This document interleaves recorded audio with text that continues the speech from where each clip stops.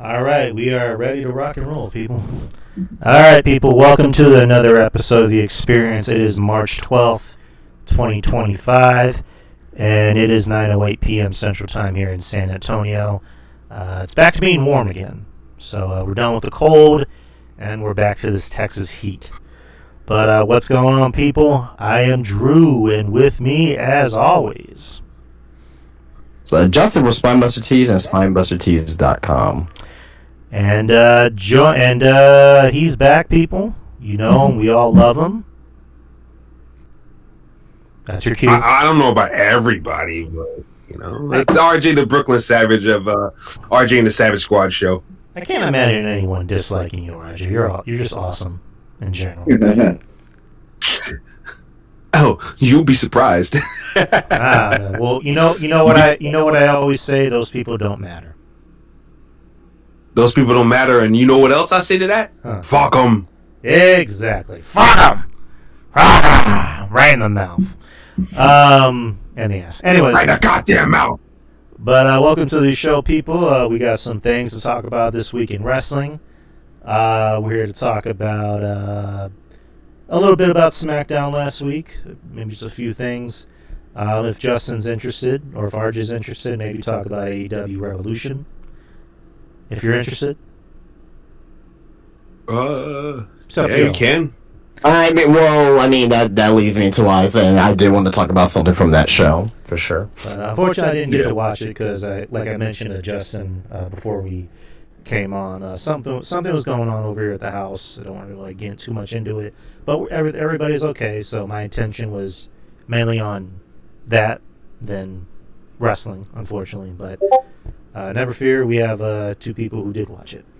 And then, of course, what happened on Raw, what happened last night on NXT Roadblock, which was a fantastic NXT show. Not a PLE. I wish it was a PLE, but I can't wait to talk about that. And then maybe some news tidbits, if there is some news that is worth talking about. I do have some lists that came out in the past week and a half.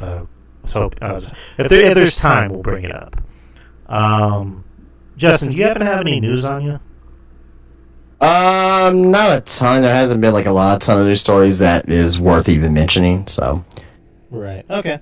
Fair enough. But we will get some shit started. So, we're gonna try something new on this show. Justin texted me earlier. He had an idea. I liked it. I ran it by RJ. He liked it as well. So basically, we're just going to choose a topic. Any topic. It's a topic of ours. But pretty much about anything happening in the world of wrestling, whether it's a match that we think people need to hear more about or see more about, a promo, maybe even heap some praise on someone that deserves more praise, whether it be from any company, WWE, TNA, AEW, MLW, maybe even NWA. Or in the Indies, you never know. I don't. I've heard NWA is getting some good praise. That's what I've heard. According to Jeff Lippman. If they would get rid of that EC3 shit, it would be all right. It'd be all right. They just need guys that can get to that next level. Right. That's all. I feel like they lack some stars. But that's just me personally, though. Right. I don't know. Jeff Lippman, I think watches every company, which he's a veteran than me. But, all right, whoever wants to get this started, what's a topic you guys have? Well, I'll leave it up to RJ. What do you want to talk about first? You know what? I've been very critical about these three men, but since, NXT Roadblock is fresh on our minds from last night, I'm going to go ahead and heap some praise. I do not like Moose whatsoever, but I got to say Moose and Obafemi, it takes two to tango, all right? I thought Moose gave Obafemi everything and more in that match, and I gotta give Moose his credit. He came to play last night. That was the best Moose match I've seen in God knows how long. And this man wrestled Kenny Omega during the pandemic, mind you. Yeah. That was the best Moose match I've seen in God knows how long. So I gotta give the man his credit because it takes two to tango. It'd be, I think, foolish to give all the credit to Oba. Even though I love Obafemi, he's great, and there's no reason why that man shouldn't be world champion in a couple of years. But Moose came to play last night, and he helped deliver a great matchup. Clash of the Titans, shit that Vince McMahon had wet dreams over. It was great. It was great. So I got to give him his credit. And the Hardys. The Hardys have been very critical of the Hardys too, saying that they should wrap it up. And I still feel that they should wrap it up. It's time for retirement. But I got to give them that credit. Once again, they came to ball with Fraxium yesterday, and they had a really good, fun tag team wrestling match last night. So got to give the Hardys and Moose their credit. That's pretty much it. Yeah. Well, I mean, I'll say this, that I thought Obafemi and Moose was a fantastic match last night. Moose shows his value on how good he actually is, despite how you feel about his personal life or his views or whatever. But well, it's like for me, it's not. Well, I'm one of these rare guys. Well, for some people, yeah. I'm a guy that can separate the art from the man, so to speak, if that makes sense. A lot of people can't, so that's good. Yeah, exactly. A lot of people, and you rob yourself of really enjoying something. Like Logan Paul. A lot of people don't like Logan Paul, right? For his personal antics and this, that, and the other, right? And I totally get that, and I understand that. And if I saw him in person, I'd punch him in his face. But I give the man his credit and his due. He's a fantastic athlete, and he gets it. He gets wrestling, and he does his job well. And I like the fact that he's hated because, well, let's be honest, we need real bad guys in wrestling. Yeah. Not, bad guys, that wink and nod. I'm a bad guy on camera, and then I'm really a good guy on Twitch. I like to play video games. It kills the illusion. That's one of the things that I was kind of critical about Adam Cole about. Adam Cole's playing this suave, cool bad guy on TV, and then he's a Twitch nerd. It's like, oh, come on, man. Yeah. What a way to kill the mystique, bro. But, yeah, I give Logan Paul his credit. He's a fucking dick through and through. There's no in between. There's no gray. There's no, there's none of that. He's color, baby. He's color. So I got to give him his respect on that, So, but Moose, I don't give a shit about his personal life. To me, he's just boring. I found him to be boring, very Bobby Lashley light. Even down to the weird looking spear with the roll through in the end. Right. Like, I don't know, man. I'm like, Lashley does this shit a whole lot more better. And his diarrhea looking faces when he makes his entrance. I'm like, dude, come on, man. I just want to tickle your armpit because I know if I do that, you're going to bust out laughing. I don't believe that face, bro. I don't believe that face. You're not mean. I don't believe you're a mean guy. Moose strikes me as a big teddy bear in real life. Yeah. From what I heard, I hear that he's very, what's what I'm looking for, very, very opposite of his on-screen character as far as, I've heard that too. Him and Apollo. Yeah. But I thought the match was very damn good as well. You know what I mean? Very good TV match. Obafemi, you know what I mean? Like, he's a fucking star, and he should be world champion in the next, couple years from now. You know what I mean? If they build him up right. But I'm totally 100% with you on that one for sure.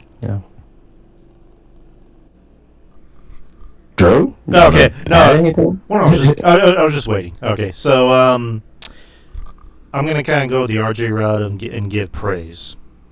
And since like he mentioned, NXT Roadblock is kind of fresh in our minds.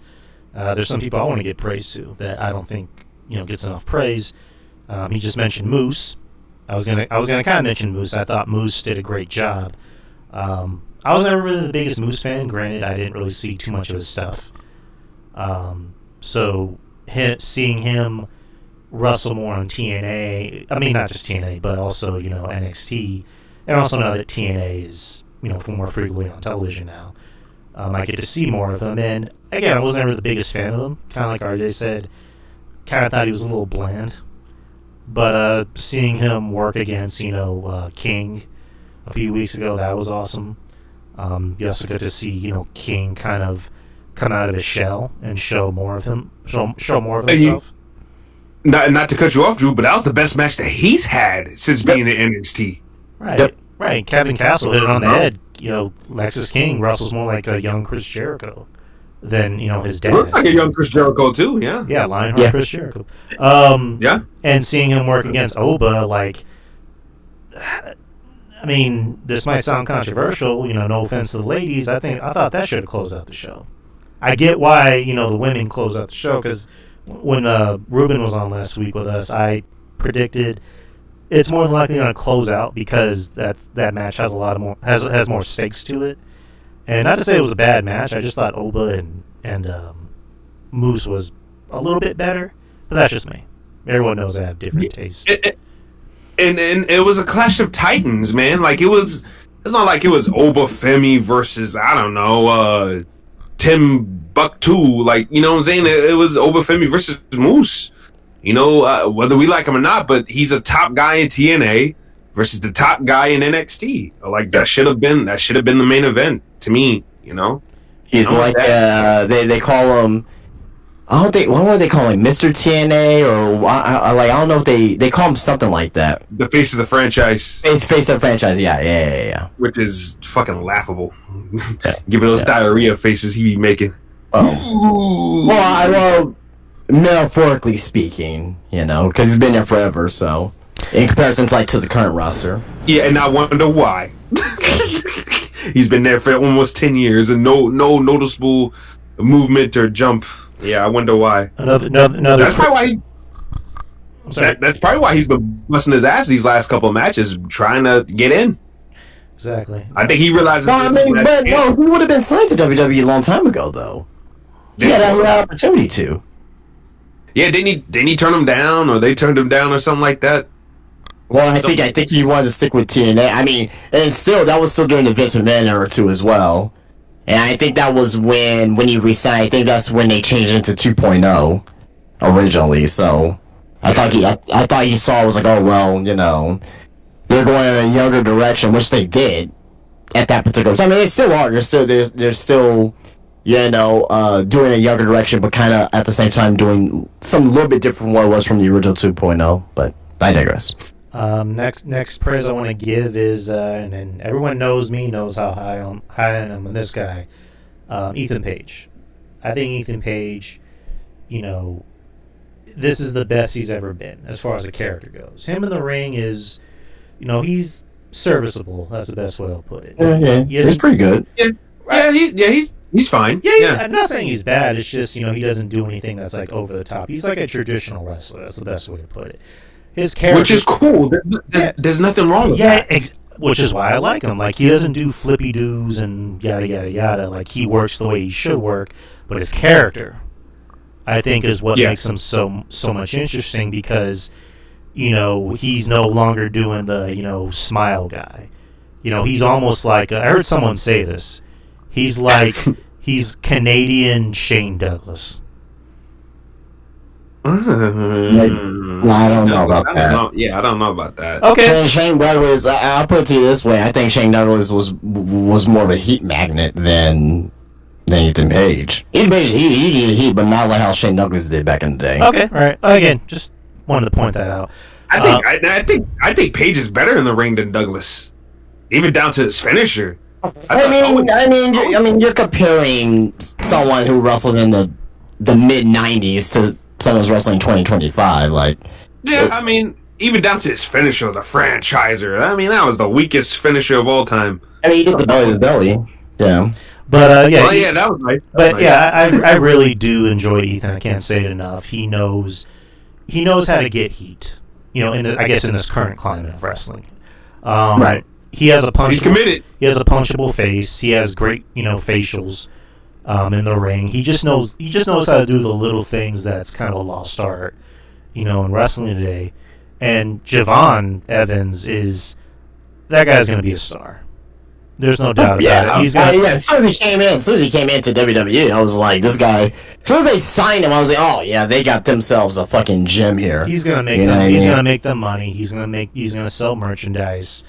I've noticed he's gotten a little bulkier as of late. He's put on some muscle. Which is good. Yeah. Well, You he's mentioned old. that a few times.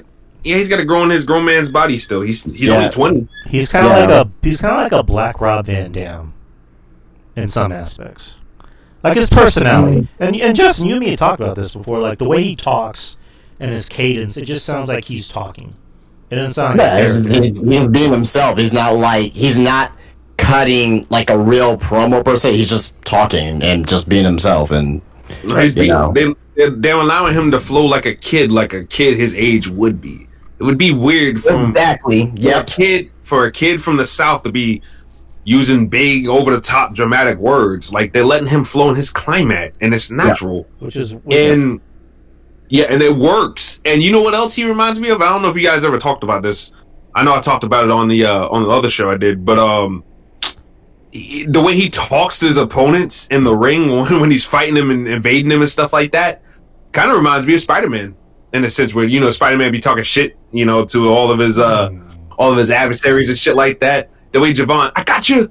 Oh, you think you got me? Yeah. I got you. Cutter, bam. I never thought about it like that, but I agree. I agree. I'm a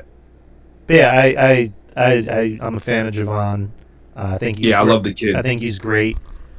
He's not even like legally old enough to drink, as far as I know. No. And I mean the kid has it. I mean, again, he needs a little bit of tooling just like everybody else does in NXT, but he's got it. He'll be fine. Yeah, he'll be fine. As long as he stay injury free and out of trouble, which that's easy for a young guy to get in trouble. Yeah.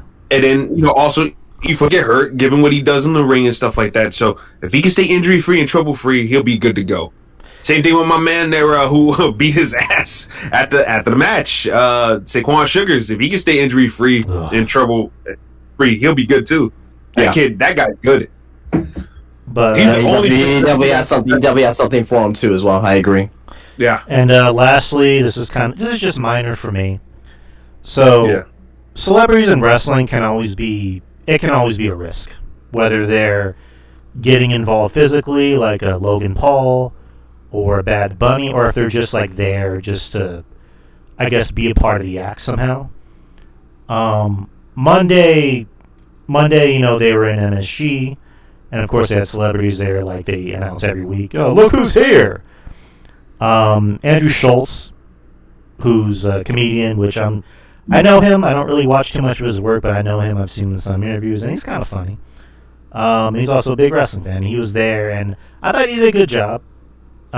Just hyping up the night and, telling Logan Paul, I'm here to see, I came here for the main event. And Logan Paul's like, but you came here for me, right? Nah, I came here for AJ Styles. And I thought he did a good job selling in the ring when Logan, was beating his ass, and, he made sure to stay down and not go into business for himself. So, good job for Andrew Schultz for, getting it. Granted, maybe someone told him, but he did a good job on Monday. So, praise to Andrew Schultz. But that's it for me. Well, I'll go ahead and end it off here. What I want to talk about is I want to bring up something from AEW Revolution, which AEW Revolution, I will say this, it's typically their stronger shows, right? I don't really think I recall ever seeing a bad Revolution show. There's been bad stuff on Revolution shows, kind of like the main event on Sunday. Great show. I thought the show was great overall, but I thought the main event was terrible. But that's not what I want to talk about. I want to bring up Toni Storm versus Mariah May in their blow-off match, the Hollywood ending.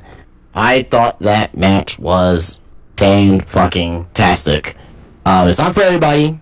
With the blood and the glass and the women are bleeding and all that shit.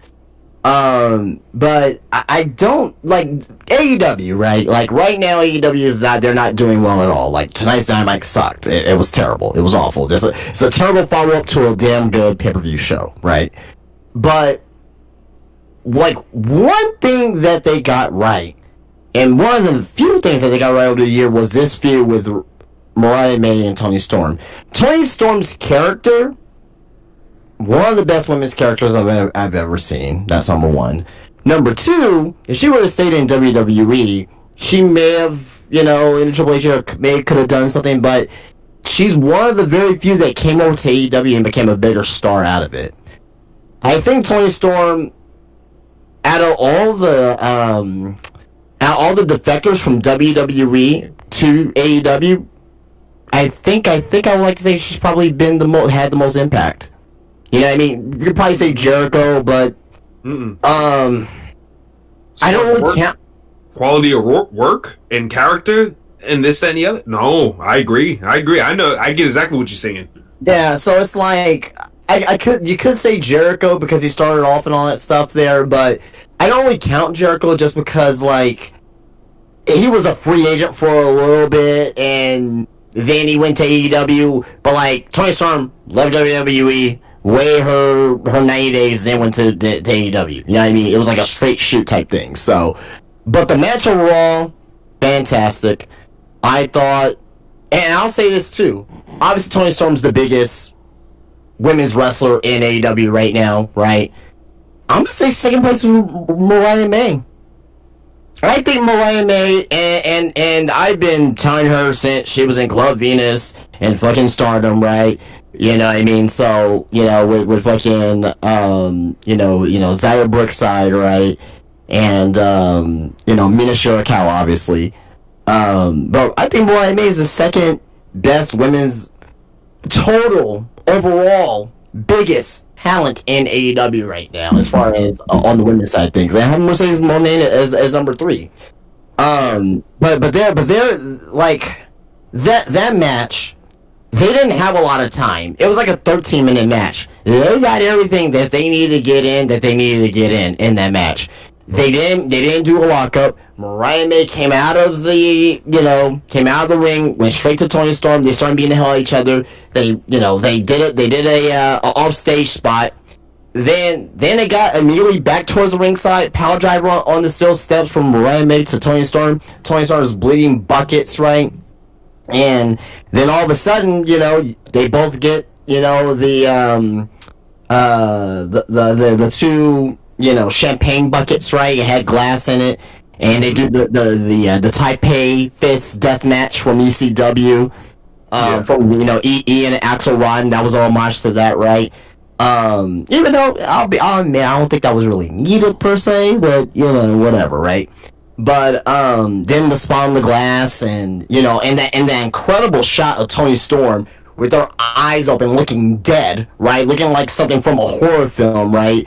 And that's one thing that AEW, I will admit, at times does better than WWE, is the aerial shot of seeing carnage.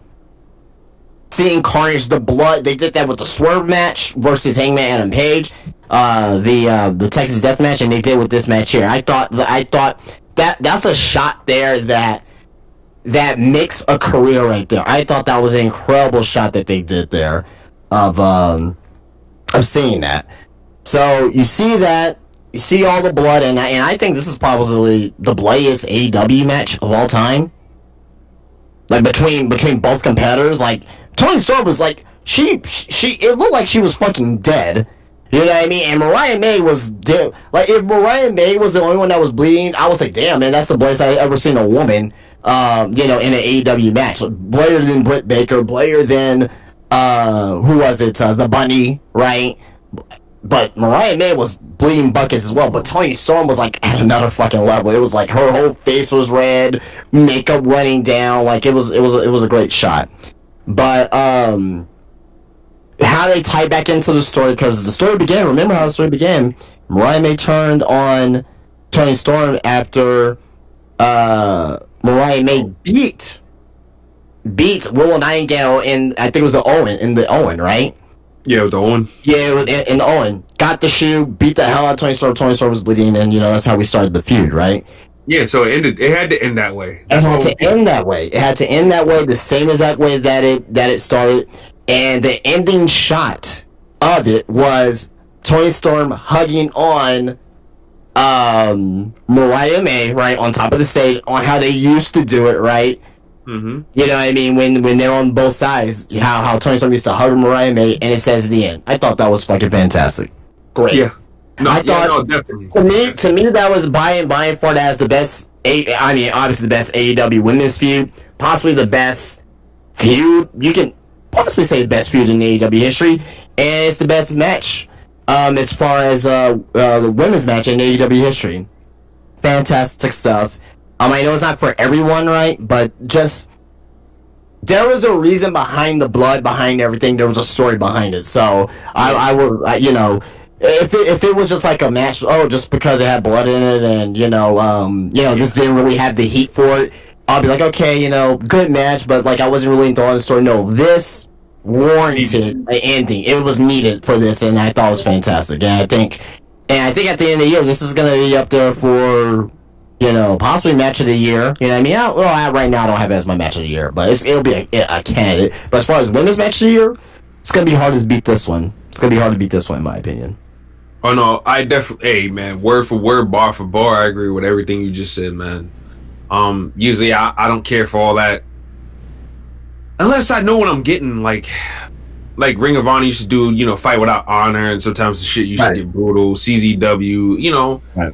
But I hate the blood just to do it because it bastardizes everything else on the show. Yeah. But nah, this match, this feud, the way like you said, the way it started with blood, and it had to end with blood. They took it up a whole different notches. And hey, Toni Storm, man, I'm telling you, Toni Storm gets it. She came in, didn't rest on her laurels or her past name, her past accolades from WWE or Stardom or Progress, wherever she's been at. She came in, redefined herself, came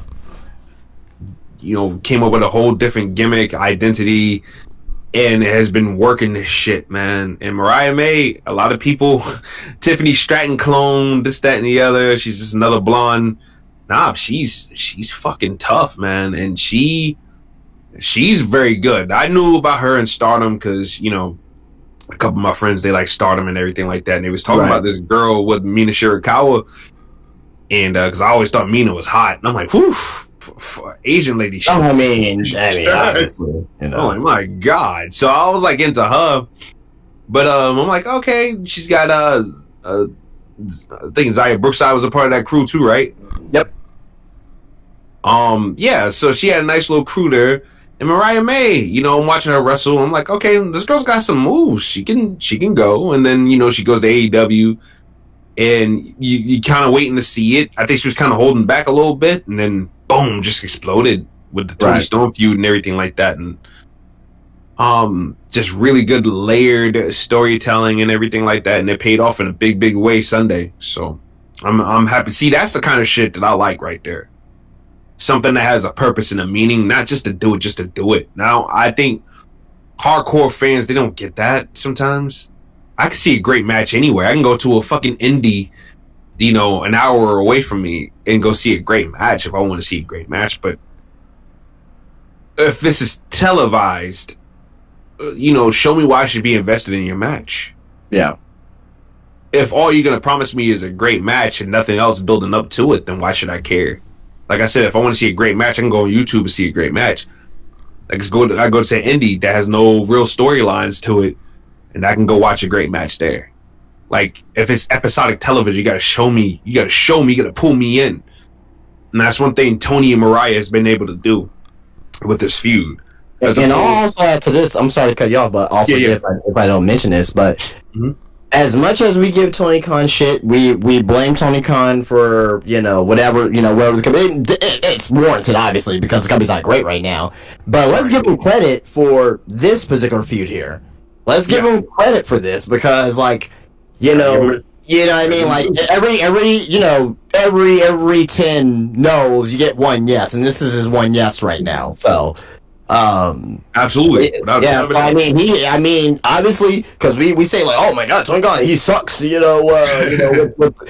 the writing of the stories and all this stuff, right? Well, if he sucks doing this, we gotta give him credit for this, because I think this particular story, like I said, is, everyone gravitates towards to, and Tony Storm's like, and obviously it takes the talent too as well. Tony Storm's fucking fantastic in this role too as well. Oh yeah. So yeah, I mean, but yeah, continue, RJ. That's my girl. That's my girl. I love me some Tony Storm. Well, it's timeless, rock star. I don't give a shit.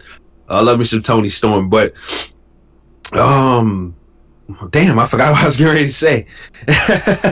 But they've done a really good job with this, as opposed to Mercedes Moné. Okay, that's what I was getting ready to get to. Right. Who's just showing up every week. There's not a lot going on there. Resting on her reputation to have a big match and everything like that. Fault for not booking her in something a story that will actually make sense and us get excited about. Right. So you have to pay to see her at her best, which is in the ring. Wrestling the match or whatever.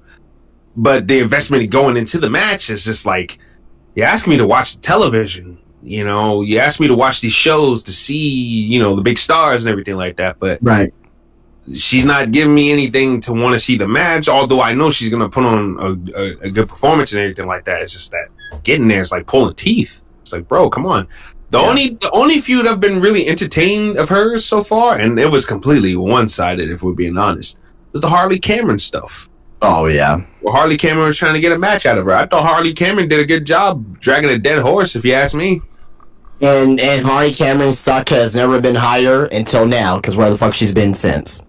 Yeah. And that goes back to Tony Khan. Exactly. You gotta.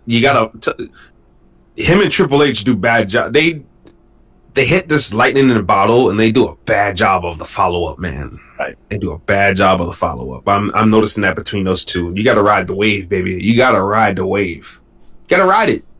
You got to ride it. If something's working, if something's entertaining, and you know it's entertaining, and people are telling you it's entertaining, you got to ride that wave, man. Yeah. Not hold off and cool it down. For what? If the other people that you're trying to push around that are not delivering the goods from week to week, I'm sorry. They gotta fall back. You gotta ride with what's hot. That's why, and this falls back to a story now. Another thing I kind of want to touch on a little bit is the whole. Remember the reports last spring that came out that the WWE was holding back on Jacob Fatu's debut because they didn't want him to overshadow Solo. Ta-da! Right. Too late. Yeah. I mean, look what's happening today. Solo Sikoa. I mean, my God, the fall off needs to be studied. But that shouldn't be on Jacob. Tell Solo to step his fucking game up. Yeah. Tell Solo to step his fucking game up. Otherwise, there would be no problems. Right. But nah, I mean, him and his brothers, they wrestle one-dimensional styles, and Jacob Fatu has a deep bag. He has the deepest bag in that family. So I mean, you get what you get. You know what I'm saying? So I mean, and look at what they are now. Jacob Fatu's getting cheered, and Solo is just an afterthought, man. He came out no reaction the other night. Not even a fuck you Solo chance, man. Mm-hmm. I'm like, my God, oof. I said he is just okay, Rikishi. We might need to put that condom on, man. No more kids, man. No more kids. Yeah, but then he's gonna find something to bitch about. Well, tell your sons to step their game up. Once again, stop coddling people. Stop coddling people. But the WWE is holding back my sons, but No, they not. I mean, Jey Uso's over like a motherfucker, despite him being one-dimensional in the ring. Grayson Waller carried that match on Monday like a motherfucker. I mean, Grayson Waller was it was like going to the dentist and trying to pull teeth.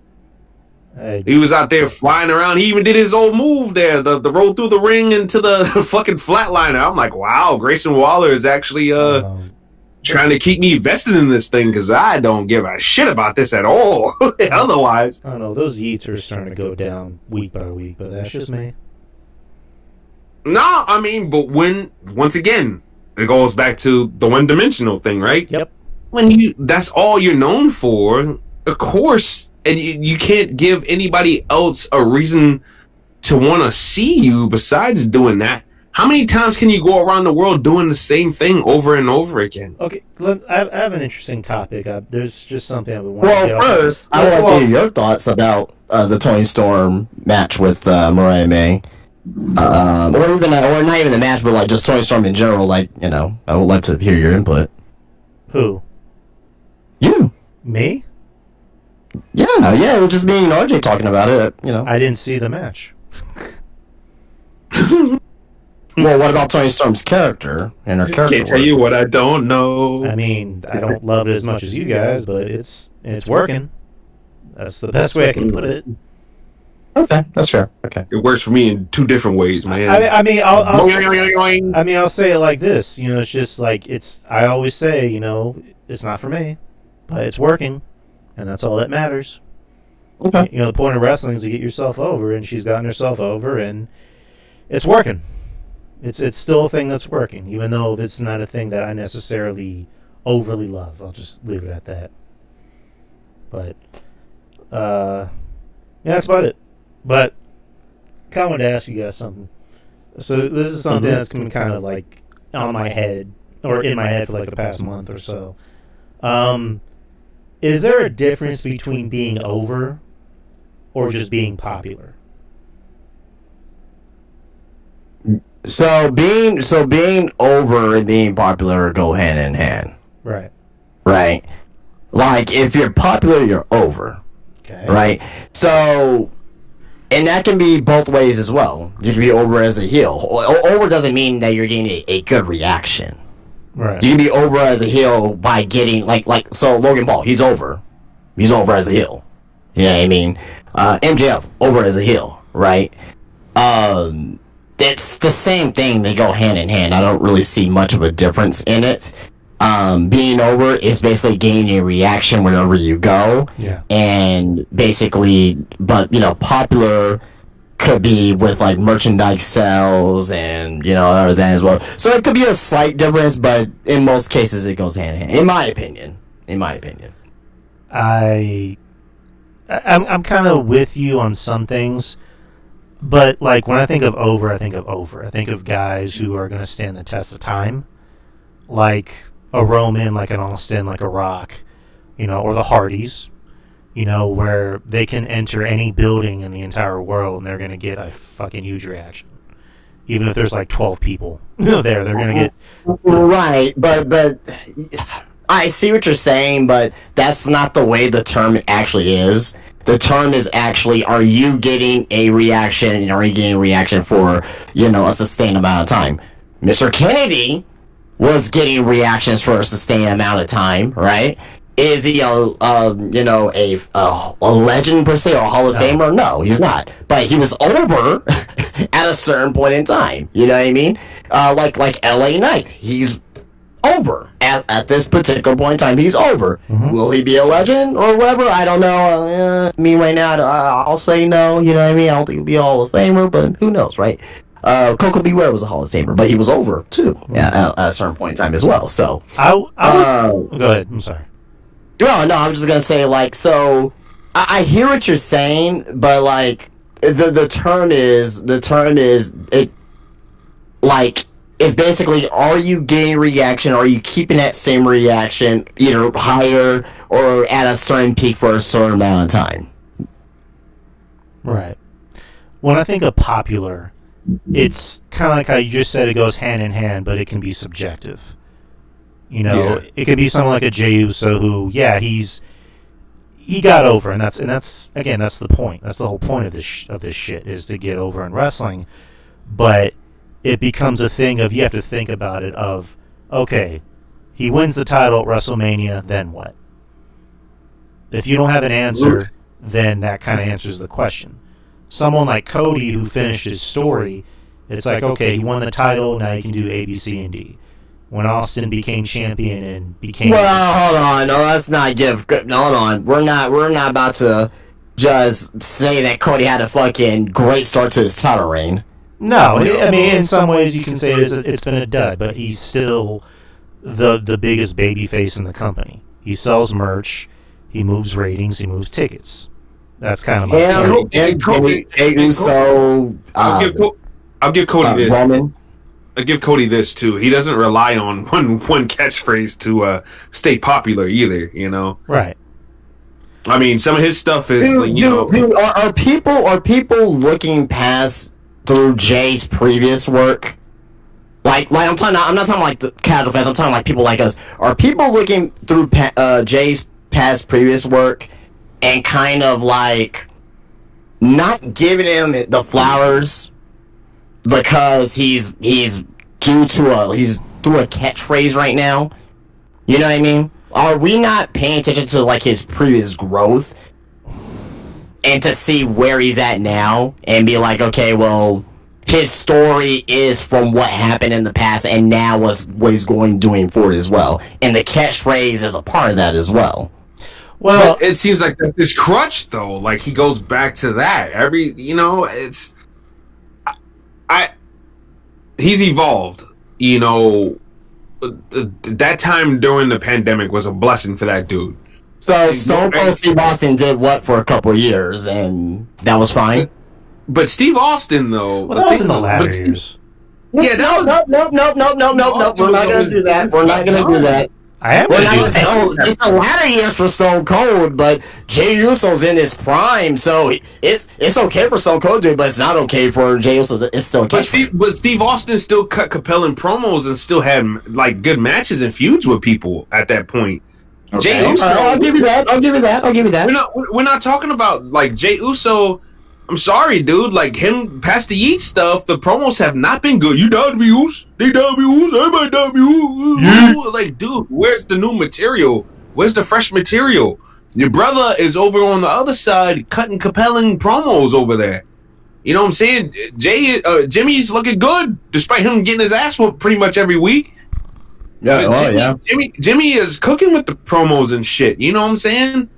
He's I gotta give that dude his credit, man. But it just seems like Jey Uso is Yeet Man, and that's it, man. And I hate saying that because I loved his solo run back in 2021. Yeah, where he was cutting the promos, pandemic era. Yeah, it was good shit. But now it's just Yeet, and you doubted me, they doubted me, she doubted me. Oh, I'm Gunther, that ass gonna be mine, Yeet. It's like. Oh, okay, brother. It goes back to what I said earlier. Feels one-dimensional, man. One-dimensional, and you can't do that, man. You can't do that. That's why I think his title reign is going to be short. I think all of us can agree that he's going to have that championship 3 months tops. He'll be a summer champion. Probably to SummerSlam. I'll say SummerSlam. Yeah. That belt is coming up off of him. Yeah. I don't expect to be in a long title reign. Not at all. No, I think it's a moment. I think it's a moment that they're gonna have at Mania, right? And it's gonna be, everyone's gonna be eating, in Las Vegas or whatnot, right? And I think he's gonna have, a title reign. Now again, Cody's title reign, despite what people think, like right now is the most interesting it's ever been. Obviously, because you're dealing with the fucking Rocky John Cena, right? And it's at the tail end of his title reign because I don't see Cody walking out as champion at WrestleMania, right? But Cody had Nakamura, he had AJ Styles, although a great match, right? But the story at least wasn't like that compelling to me. Like, yeah, AJ had the turn or whatever and like the fake retirement, but it was good. It was excellent, but but like also at the same time it's like, so Gunther's title reign. Like, you know what I mean? Like Chelsea Green. You blink and you miss it. You know what I mean? Lara Valkyria. Like, who's the strongest champion in WWE right now that's had compelling, stories? Can't even name it. Because I would argue the SmackDown tag team titles, because they have a lot of moving parts wanting those belts. Oh shit! I mean. When we are saying that Gargano and Ciampa, and I don't even like those guys. I know, that's why I'm bringing it up. When we're saying Gargano and Ciampa are the strongest champions and the most compelling storylines in WWE right now as champions, that's a fucking issue. Mm-hmm. But look at it though. Where's the lie though? The machine guns, they screwed over the machine guns. Oh no! I agree with you. Yeah, though I agree with you. And a lot of people they were shitting on me for saying that. I'm like, but how can you say that? I mean, look at every tag team wants what they have DIY has fucked over all these tag teams, Right. in a certain way. They lied about the Garzas jumping the Street Profits and twisted Pretty Deadly to tell that lie. They then tried to fuck over Pretty, like, so. I mean, they all connect together in a strong root, and that is probably one of the strongest title centric things going on WWE TV right now. Well, I mean, by default, it's Cody right now, but previous, Yeah. I mean, previous to that, yes. So The past few months. let's not. I will say this, going back to Jey Uso, let's not shit on once Jey Uso wins the title. Let's not shit on his title reign. We need to shit on everyone else's title reign as well, equally, just because of what Triple H is not doing. Yeah, Triple H is not making these. So if we're gonna shit on Jey Uso and and all that stuff as well, I get it, right?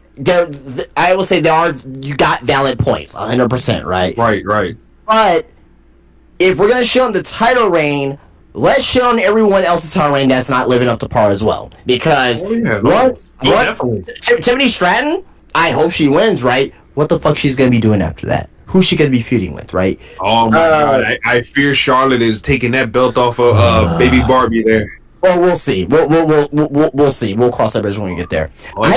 I think the most compelling story to come out of WrestleMania as champion going forward, to me, is a potentially Bianca Belair heel run as champion. Oh, that's gonna be huge because that's gonna be something I don't think people are gonna be expecting. And to be honest, and I'm not trying to blow ourselves or anything, but I think we're the only podcast that's actually brought that up. Well, for the record, we're not. There's a lot of people that brought it up. No, I'm just saying, more people that got more visibility than us, but we were one of the first ones to bring it up. I will say, you know what I mean? Bianca turning heel needs to happen. Rhea, love Rhea, but her being a face, she's kind of lost her identity.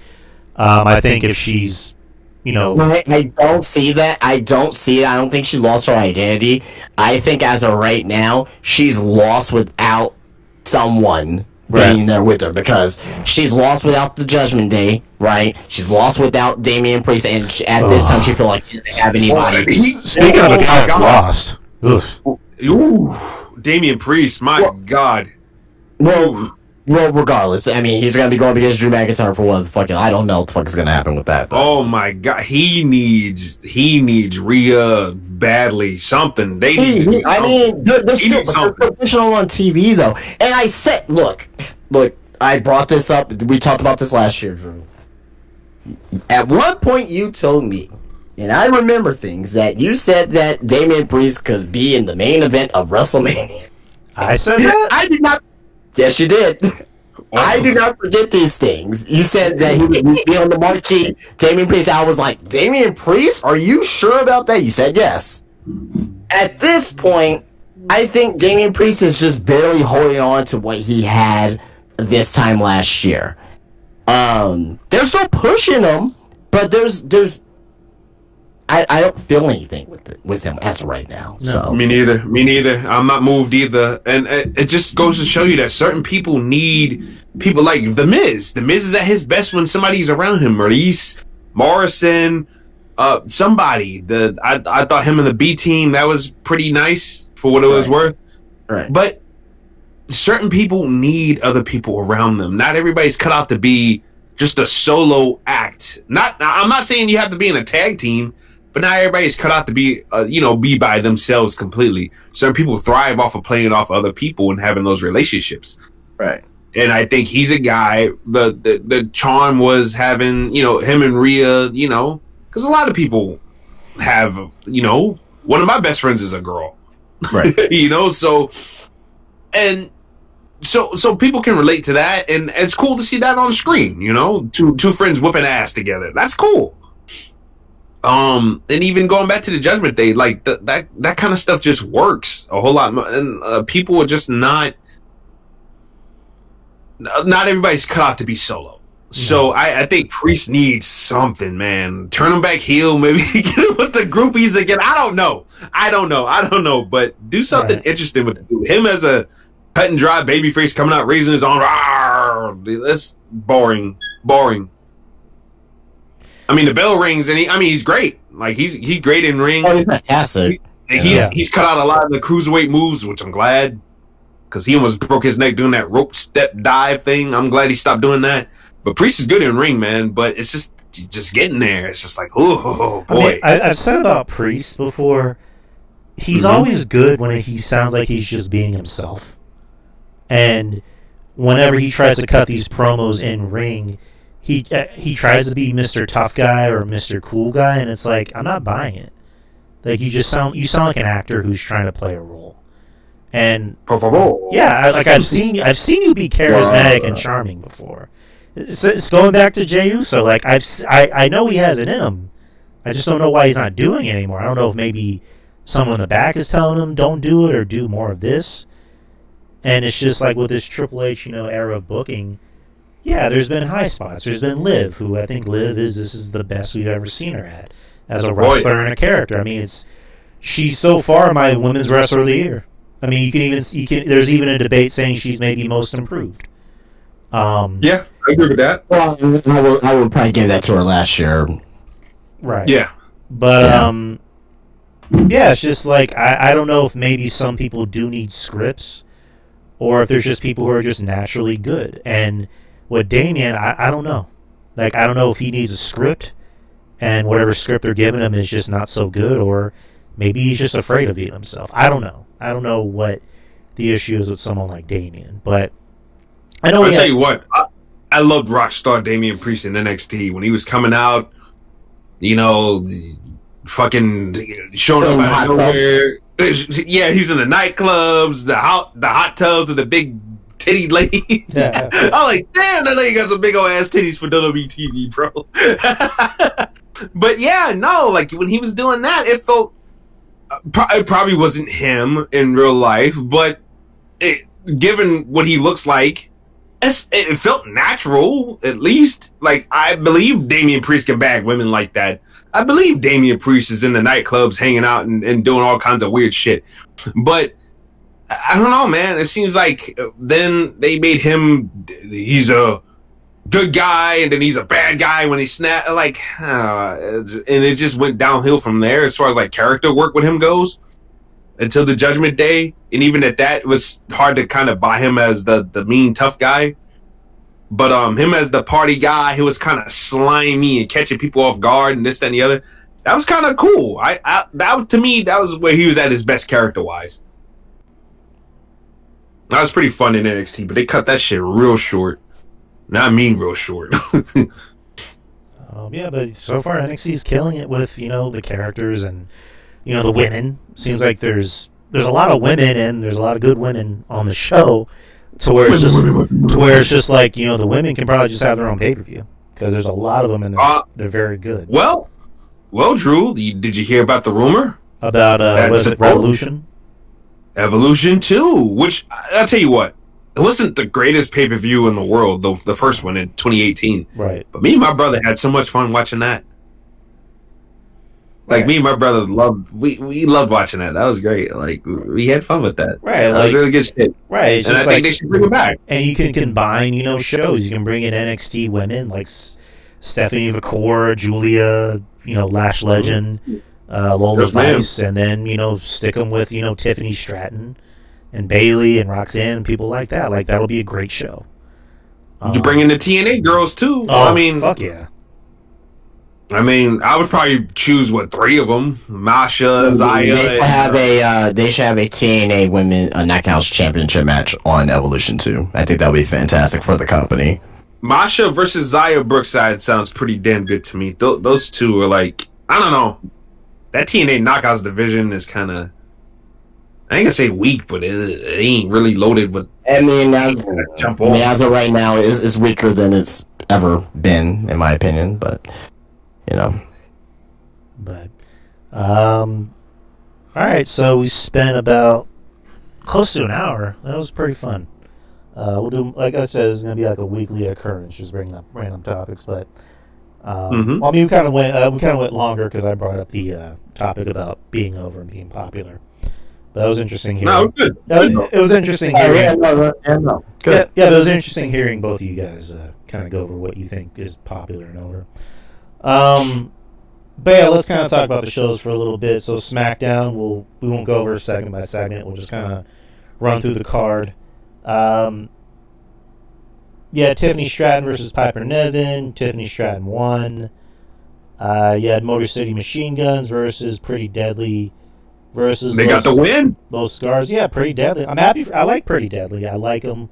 Yeah. They've grown on me. They've grown on me. They're very entertaining. The crowd is starting to feel them a little bit too. I wish they would. I wish Triple H would let them talk. Let them talk. Let them do skits. That's another thing I have a problem with too. By the way, guys, not enough segments enough to get these characters over. It's like just send them out there and let them wrestle, and that's the way to get them. No, bro, you gotta talk people into the building, and you gotta talk people into liking people. Yep. Agreed. You send people out there just to wrestle. No. That's not how Jey Uso got over. That's not how Roman Reigns got over. Take that formula and let it work for a lot of people. Now, don't get me wrong. Don't have them do corny shit that chases people off, but let them be as entertaining as they could possibly be in order to get people into the building. I think that's where they went wrong with the Machine Guns too.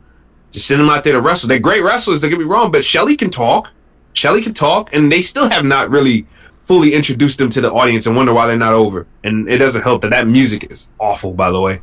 Raise your fist. Just bring back the fuck. I mean, you're with TNA. Just bring back the TNA theme. Come on. The TNA. Right, something. Well, yeah, Jordan Grace has her theme. Yeah, and that doesn't make any sense why Motor City doesn't have their theme. I think I have a reason why is because before the partnership was signed, I'm thinking because we were like, how come they don't bring the themes back or whatever? Like, I think it's not as simple as it is. WWE has a contract with Def Rebel, right? Who's terrible at making themes. I'm thinking that if Def Rebel makes a theme, like, hey, you have to use this theme song during the duration of whatever, at least for a year or whatever, or to break them up or whatever. So I'm thinking there's a contract, something in the contract is like, hey, you can't switch your theme songs, or anything like that. So that's what I'm thinking. Now, the reason why I'm thinking Jordan Grace got her TNA theme is because Motor City Machine Guns came over before the actual partnership of TNA and WWE was official. Jordan Grace came after the partnership of TNA and WWE was official, so now it's like, okay, can we borrow the theme song? Okay, yeah, we're in a partnership. Yeah, that's what I think. But I think Jordan Grace also owns that theme song too. Whereas it could be that too. I don't know. The Motor City Machine Guns, that's a Dale Oliver song. Yeah, well, that's true. Well, yeah. From TNA's in-house, so that probably has something to do with it too. But speaking of good segments, so Bianca confronted Naomi about the situation that happened in Elimination Chamber. Naomi wearing a sparkly covered diamond neck brace, which she actually wore to the premiere of Queen of the Ring, which I heard good things about. I might see it this weekend. But she's talking to Naomi like, what happened, what'd you do, and she's trying to press her into what happened, and then Naomi finally admits, yeah, it was me. I did it because pretty much like, you're bigger on the card, you deserve more, this should be our spot, you shouldn't have to be stuck on babysitting duty essentially. And Bianca just says, I don't want anything to do with you anymore, walks out of the ring. And Naomi kind of says what Rikishi said to The Rock, I did it for The Rock. I did it for people. Naomi saying, Bianca, I did this for you, I did this for us, you ungrateful bitch. And Bianca slowly turns around with tears in her eyes. Then you see Jade show up in the back, and Jade just walks past Bianca with this look on her face like it's kind of an awkward stare, and then she just goes in the ring and beats the shit out of Naomi. So yeah, without a doubt the best segment or the best promo that Naomi's ever done. It just felt natural. The way they were talking to each other felt natural. Right. Yep. And I felt like two sisters getting in an argument with each other. Right. No, it felt natural. And a lot of people was like, this is cringe. This is cringe. You never been in an argument before in your whole entire life? No. Huh? Have you? No, nobody knows. Well, most of you guys are sheltered wrestling fans who never, been in an argument before in your lives anyway, except for the keyboard arguments don't count. Or seen a vagina. But anyways, this is a very good segment. Great segment. Best segment of the night. Further sets up this storyline with Naomi and Jade, while Bianca can go deal with her current storyline, with Rhea and Io, which, could possibly lead to a, drumroll please, Bianca heels turn. You're all my puppets, bitches. But it was me all along. It was me, Jay. It was me all along. But I thought it, baby. I thought this was amazing. I thought this was great. SmackDown for the most part, is of all the WWE stuff is maybe my least one or least favorite one. But this was, they have some good tidbits here and there. But I thought this was great. I loved it. But I guess kind of quick thoughts on this. What do you guys think? Oh, I thought it was fine. I thought it was really fine. I liked the exchange between the two. Like I said, it felt natural. Once again, these herbs online, like Kevin Castle said, these herbs online, Thomas like, it's cringe. You ain't never been in an argument before in your life. They're supposed to wait for each other to talk during the argument. Like, come on, man, get the fuck out of here, man. They were trying to go natural with it, and I thought it played off nicely. And Jade beat Naomi down. Oof. My God, she owned that ass again, and I thought it was funny. Just as Jade is lifting Naomi up, she yells, Bianca! And boom! That was funny as hell. But yeah, Naomi's gonna need some backup now. So I think Kevin Castle's his theory that he's been saying, for the last month or some change might be coming to fruition, because she is gonna need some backup. She's got her ass owned by Jade twice now, so I'm expecting some more Malayan magic to be happening and pouncing on Jade Cargill pretty soon. Yeah. As soon as Friday. So yep. I guess we'll see on that. But yeah, I like it. I like it. And if it leads to a WrestleMania match, which you would have to think is going to lead to a WrestleMania match, this should be a fine WrestleMania match. Yes, sir. So yeah. I'm looking forward to this. I like this. This. I tell you what, this has my interest more than Miss Bird Girl. Her situation and Miss Chelsea Green. Feuding with Meechin. I tell you that much. I'm investing in this more than I'm investing in either one of those their championship reigns. Yep. I can tell you that goddamn much. Yep. Justin, do you have any thoughts? Actually, RJ covered everything that I was going to so he got it. So I agree 100%. RJ's like, I say it so you don't have to. Right, there you go. Save your voice, Justin. I got you. There you go. Say it so you don't have to. Continuing with SmackDown, you had Braun Strowman versus Solo Sikoa. It was a match, and then in DQ. Also, Lex Luger is in the Hall of Fame. It was announced. Yes. Which they talked about. They talked about it on SmackDown. They didn't mention it on Raw, which was weird. Lex Luger, the total package. Mm-hmm. What theme song is he gonna come out with? Probably that. His WCW one was fun. That I think that's his most popular one, but I think they're probably gonna do the WWF thing. It ain't gonna be that rip off of that Inspiration song that he came out to when he was with Miss Elizabeth towards the end. I love that fucking theme song, man. Just fucking. Oh, yeah. I love it. The total package theme. I love that fucking thing. Oh yeah, me too. I love that. That's my favorite theme is. I love that. Yeah. But congratulations to Lex Luger. But continuing SmackDown, you had Chelsea Green versus Meechin in a street fight for the United States title. Fun match. Yeah, fun match. Can't say it was a bad match. It was a pretty fun match. No, yeah, I loved it. I'm just over this feud. I don't care about Mitch, like my brother calls her. Yeah. Oh, there goes Mitch. Also, can Michin stop doing that back pack or whatever the fuck I'm she calls it? I'm gonna need her to stop doing it. She got no cheeks. The only women that has cheeks: Jada Parker, Toni Storm, Lola Vice. They can dance and shake their ass. Might be a little long back attack. Long back, more like flat back attack. All right, come on, fuck out of here. Exactly. Fuck out of here. Just gotta say that. During the match, you saw a hooded figure like we see in WWE all the time. It was revealed that it was Alba Fire, who's now a part of Chelsea Green's, I guess, her cabinet. Which, and you know what? I like that. I like that. That's a good move. And you know what? Her and Piper got a lot of history. And furthermore, that's another team for your tag team division. And Chelsea Green's got something cooking here. I'm not gonna lie. Her reign obviously a little bit more entertaining than Lyra's because Chelsea Green has a big over the top personality and everything like that, and she's got Piper and now Alba. I need whoever she's across the ring from to bring it to.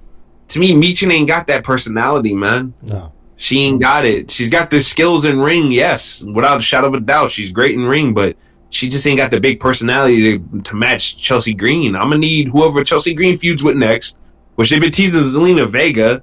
Vega can hang with her on the mic at least, but yeah, I'm gonna need some more after that. If this is gonna be a successful reign, because Chelsea Green can only be as great as her opponent too. She can't be going out there and carrying a dead horse and expecting people to care. Is what I'm trying to say. Yeah, for these like mid card titles for the women, like the Intercontinental, especially the Intercontinental title. Lyra needs a foil that's really going to get over with the crowd, and so far she doesn't have it.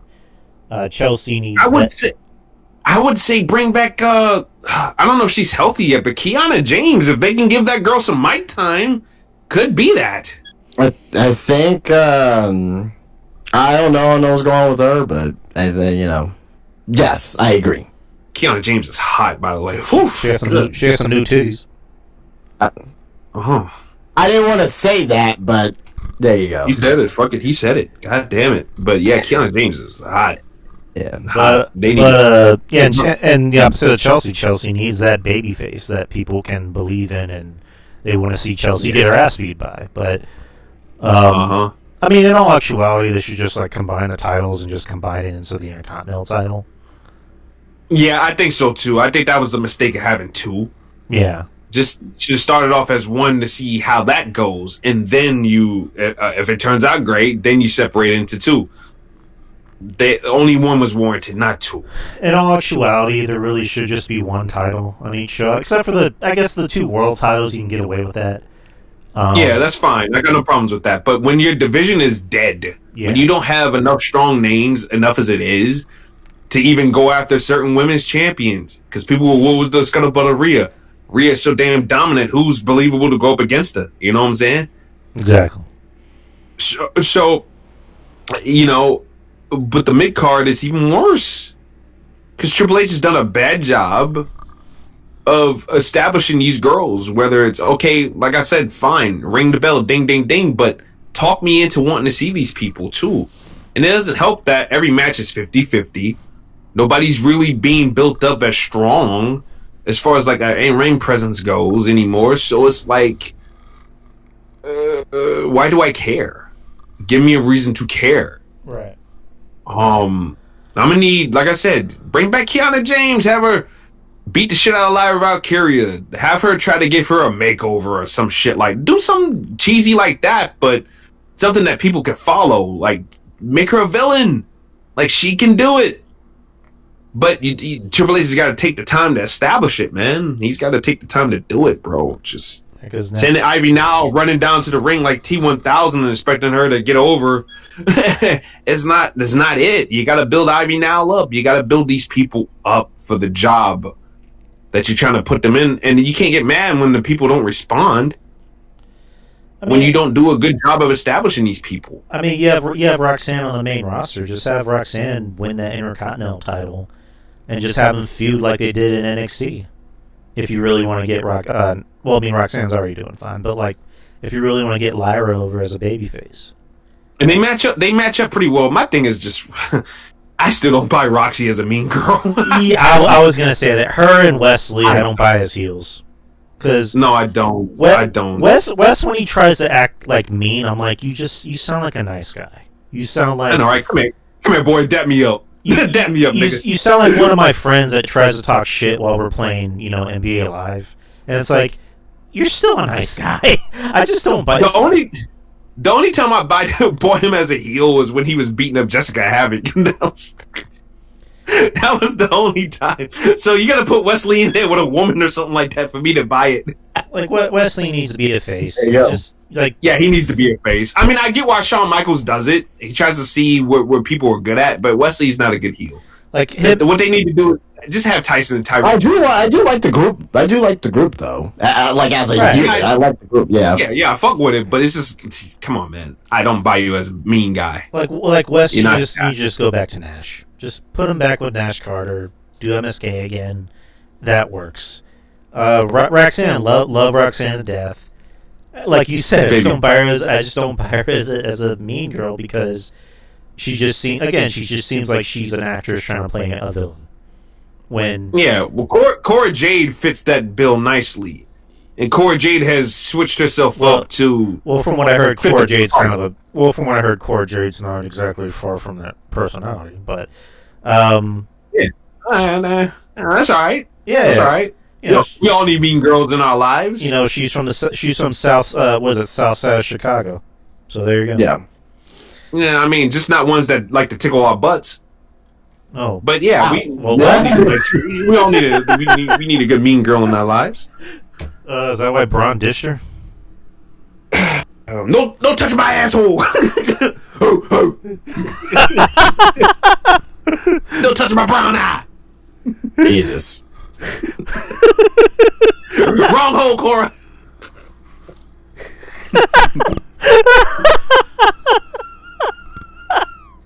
One thing you don't do is touch a dog's ass. Ho, ho. Where my dog's at? I'm a dog. Before you hit my G-spot, I want to know, are there any dogs in the house? Ho, ho, ho. I be barking at the store like people be looking around as if it's a real dog in the store. Wow. Oh man. Oh, I guess speaking of which, did y'all see Scott Steiner on Chris Van Fleet? Oh my God, him shitting on Hulk Hogan. I live for that. Yeah, I saw the interview. I heard about it, but I didn't see it. Oh, it's really good. You need to watch it. Like he's very charming. He's very charismatic. Like he's a different Scott Steiner now. Like he even asked Chris Van Fleet, "Is it okay if I cuss?" And he's like, "Yeah, Hulk Hogan's a motherfucker. He's a piece of shit." Yep. But he's really good. Yeah, he's really good. I think you should watch it when you have time. Yeah, I like that a lot. Everybody knows I'm a big Papa Pump Mark, so any chance to see Scott Steiner do anything, I'm all in on it. Like, and it's funny because good. Mm-hmm. No, I was going to say, and he confirmed in an interview that his boy is going to be on wrestling after he's done with football, and my God, he looks like a young Scott. Jesus Holy shit. Bro, those Steiner genes are crazy, man. And, bro, one storyline I thought about in my head, right, is that, he teams up with his cousin, with Braun, right? And they do the Steiner brothers heel turn, but in reverse. Rick's son turns on Scott's son. Oh, man, that'd be pretty crazy. It'd be pretty crazy. I would like that. But, I still want Scott Steiner, or not Scott Steiner, but Braun Breaker to run his own version of Legacy, though. Him, Gage Goldberg, fucking, and Mark Henry Jr. Oh my God, man! Gage Goldberg, there you go. Who's gonna beat that group? Realistically, That's what I'm saying. Like, oh my God! Like there's a story, and again, it's the source, and you can take it for what you want. But Ahmed Johnson talked about when he was in the Nation of Domination that when they came backstage, Vince McMahon was pointing at the screen and going, who's going to beat those guys? Realistically, who's going to beat those guys? And it's just like...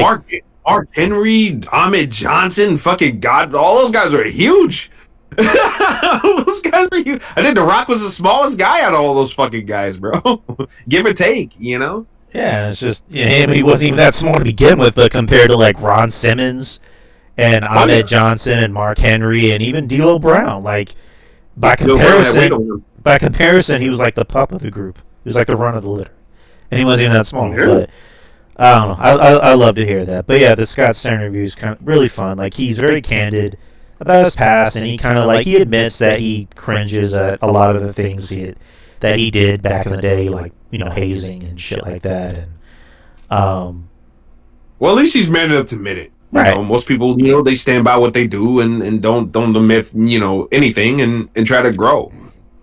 Right. Scott Steiner, he's realizing the error of his ways, and he's letting everybody know that, hey man, I look back on that stuff not in a great light. He's even talking about some of the promos he used to cut too.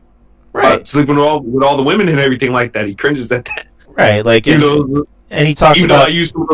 I use some of those lines on certain girls. Yeah, like he talks about his family. He says his wife and his kids, are the three best things in his life. And again, I love Chris. I love Chris Van Vliet. He's a very down to earth guy. He's always very like fan friendly. Yeah, I love anything he does. I talk to the guy a lot on the timeline. He's a great dude. I know Kevin. I know Kevin's pretty tight with him. Yeah, well, he's a good dude, man. Very good dude. Gave me some advice on podcasting and everything like that. So he's a very, very cool dude, man. I that's when people try to shit on him for doing the interview with the Velveteen Dream. I'm like, fall back. He's a guy trying to give the man a platform to speak his piece, his truth, whatever. That's all he was doing. Why? Because you don't like the person. Right. It doesn't mean that everybody has to not like him or not try to give him a shot to at least explain himself. Like, come on, man. People got to get out of that mindset. Like, he's a nice guy.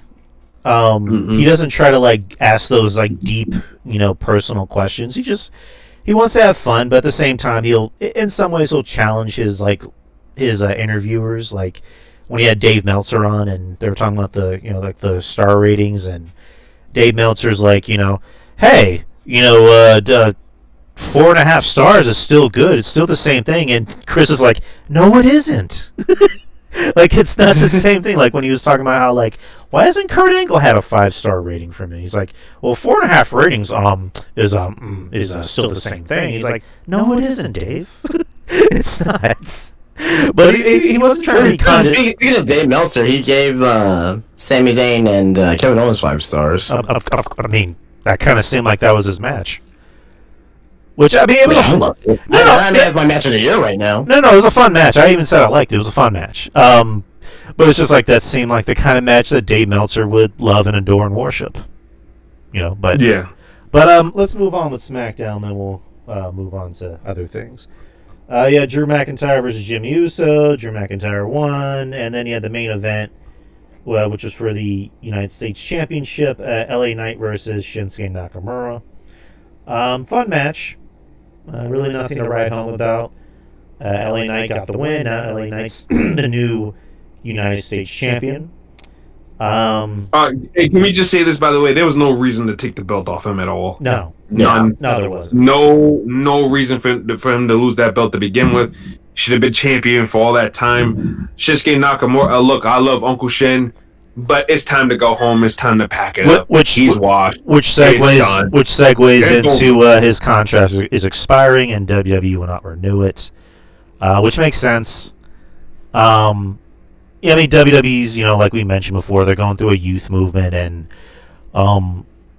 everybody else kind of looks like they're phasing out. Nakamura, he's going to leave, and from what I heard, he's not going to go back to Japan. Him and his family like living in America. So more than likely, he'll go to AEW and take that money, which, again, good, fun, good for him.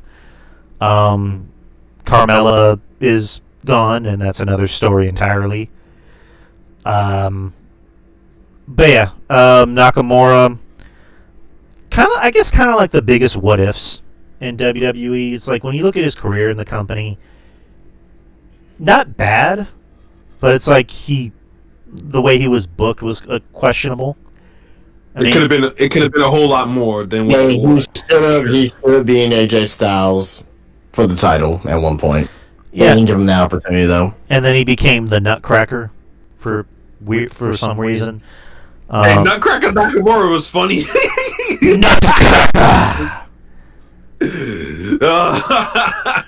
like Nakamura like had some interesting character development, especially going after Seth when he was like, "I know about your back," where it's like, where it's like, yeah, and then coming back as a samurai, which was fun. And then they did nothing with it, except for giving him the United States title, and then that went nowhere.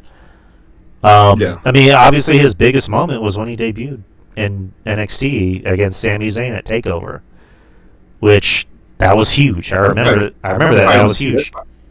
That's probably the best Nakamura match in his full entire run. Yeah, I mean Nakamura. I mean, who would have thought that Shinsuke Nakamura would have had a 9-year run in WWE? I didn't foresee it coming, but I tell you what, though, he got the titles. He won the Royal Rumble, so his run from that standpoint, when you look at his accolades, pretty damn successful. I mean, NXT champion, twice? Royal Rumble winner, 2-time United States champion, 3-time United States champion, right? 2-time Intercontinental champion, tag team champion. So I mean, Nakamura's got quite the resume. Triple Crown champion. Not everyone gets that, Not everybody gets. Funaki didn't get it. Taka Michinoku didn't get it. Tajiri didn't get it. No. So I mean, we're kind of going somewhere with these Japanese wrestlers. Nakamura, I don't know, man. I don't know whether his passion got beat out of him after he lost. I mean, he's almost 50, right? Yeah, he's almost 50. I don't know. I don't know what happened. Like I said, I don't know if his passion got beat out of him when he lost that WrestleMania match to AJ, or he just got lazy. I don't know what it was, but he just turned 45. He's only 45. I thought he was a lot older than that, to be honest with you. I thought he was like 48. But yeah, he just looks done, man. He just looks done. But he doesn't look. I'll tell you what, though, and Justin, you could probably agree with me on this.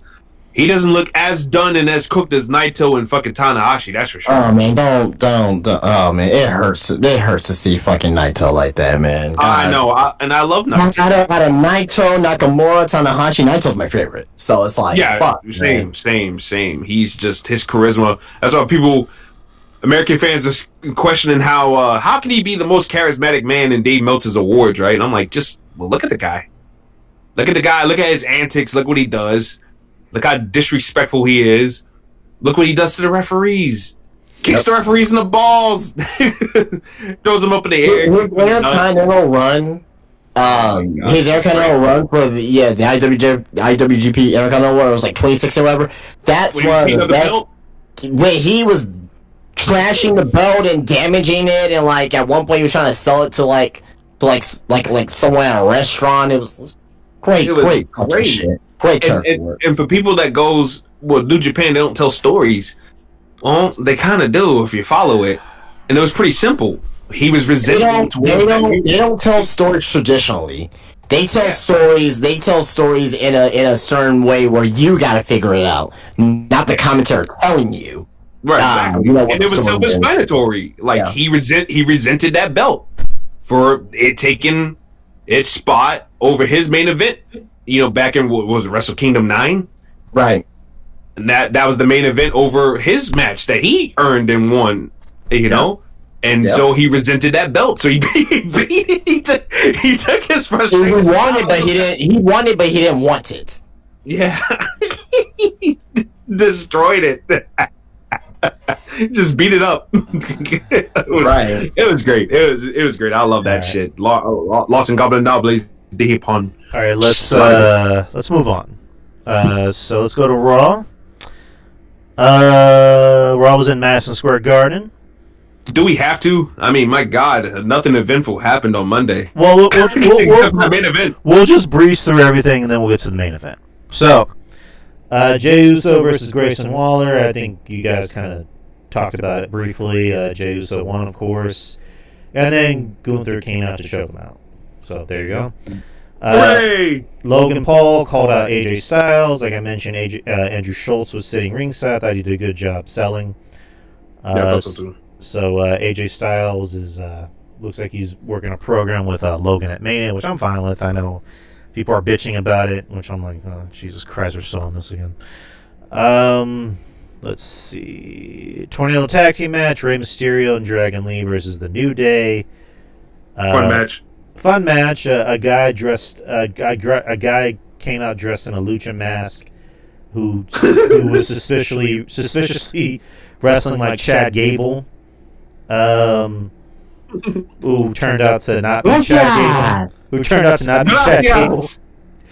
There was kind of a funny bit where I think was it Kofi threw his jacket at Pat McAfee, and Pat McAfee was like, "Why'd you do that in front of Kevin McAllister?" You know, Macaulay Culkin sitting ringside, which is kind of cool. But yeah. Let's see, what do we got? Dominic Mysterio set up an Intercontinental title match with Braun Breaker and Finn Balor. Finn Balor was hugging Dom. And, of course, Dom had this look on his face like, Cody Rhodes came out. I thought Dom was giving him the stink face, the side eye. Oh, yeah, he was doing that. Yeah, like, motherfucker, like, next week you're dead. Cody Rhodes came out and cut a promo, pretty much. You know, hold on, though. Hold on 1 second, though. I want to touch back on that real quick. You think the next new member of Judgment Day is going to show up next week to help Dominic cuss Finn that match? I mean, it kind of has to, because he's been very adamant about we need to add a new member. Yeah. I don't know who that is. I know people have been speculating Aleister Black, which I don't know, because Aleister Black is a little bit more darker and gothic, whereas Judgment Day, they were kind of like that before, but now they're really not. Yeah, they're more streety, renegade type people. Yeah, with trap music playing, which I don't get, but whatever. Cody Rhodes came out and cut a promo, pretty much hyping up next week, and it was kind of the same Z's promo, which, okay. Yeah. Oh, by the way, just in case anyone doesn't know, the next 3 weeks, Raw will be live in the afternoon. Next week... 3 o'clock, right? Yeah, next week they'll be in Brussels, and it'll be 2 p.m. Central Time and 3 p.m. Eastern. The week after that, on the 24th, they'll be in Scotland.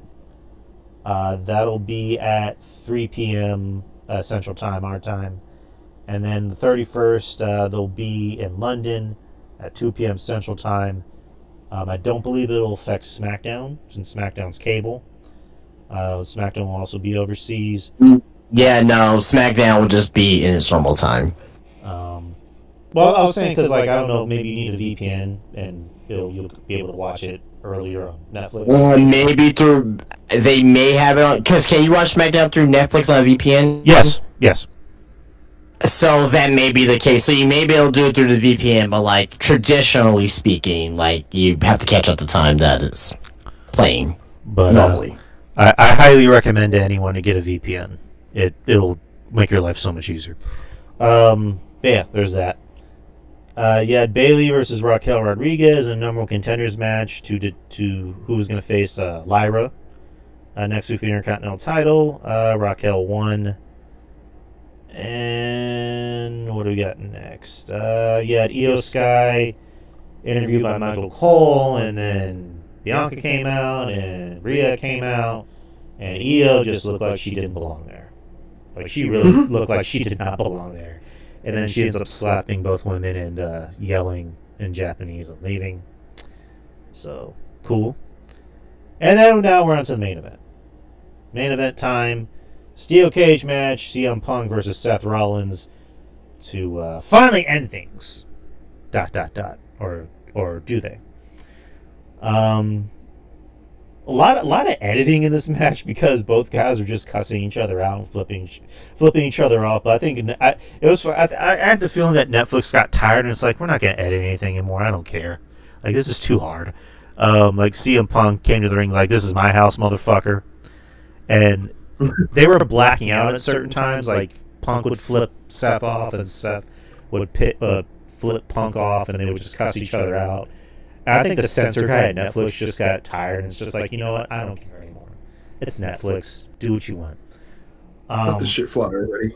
But which the way it should be. But this is a fun match. This kind of lived up to the hype. Surprisingly, a lot of near falls. Like Seth kicked out of 3 GTSs. I guess he was fueled by his hate and anger for CM Punk. Turned to an indie match there for a second. Not kicking out the finishers. Yeah, pretty much. CM Punk kicking out of, I think, two curb stomps, and there's a spot at the end where like the cage door is open and Punk's about to leave, and Seth's like, this is your home, asshole. Make it your home, asshole. And then he goes for a GTS, and somehow Seth counters it, and then goes for an off the top rope curb stomp, and then Seth, I guess that took a lot of energy, and he's laying up against the corner, and you see the cage door open, and the camera angle just focuses on Seth, and then all of a sudden you hear the crowd erupt, and it's Roman. Roman grabs Seth, with his elbow, or just like he like grabs him by his head and like literally takes him out of the ring. So Seth wins, but Roman ends up just beating the shit out of Seth. Which I wish Seth would have sold that beatdown a little better. Because even with 2 spears, like Seth was still getting up. Or I guess barely getting up. But that's just me. All the while Paul Heyman's in the ring consoling Punk. And then Roman sees this he smiles like, are you kidding me? And then he goes in and just beats the shit out of Punk. While Paul Heyman is just scared in the corner. So this pretty much confirms what night 1 of what the main event of night 1 is going to be, which is a triple threat between these 3. Which I've got on record saying I'm not a fan of it, but it's going to happen whether I like it or not. So that's your night 1 WrestleMania is these 3. But what'd y'all think of the match and the ending? Yeah, RJ. I thought it was a good cage match. I think, obviously tame compared to the one that we all saw. Well, most of us saw the night previous. But I thought Punk and Rollins got good chemistry. It did turn the Ring of Honor and both guys definitely popped out towards the end though. The finisher spams. It just reminded me of a Ring of Honor match more than anything. A lot of finishers, and then it ends on a fucking German suplex. But in this instance, it ended when Roman pulled Rollins out of the cage. Which, again, don't mind. It causes more tension between Punk and Roman. Now they have an issue, because not only did he cost him the match, but he whooped his ass afterwards for, showing Paul Heyman some affection. Like, why you touching my man for? Why my man touching you for? I ain't like that. And Roman Reigns came in there, you fucked him up. It was great. After he fucked up Seth Rollins too, which I agree, Drew should have sold that a whole lot more better. Seth, you're a pro. Come on now.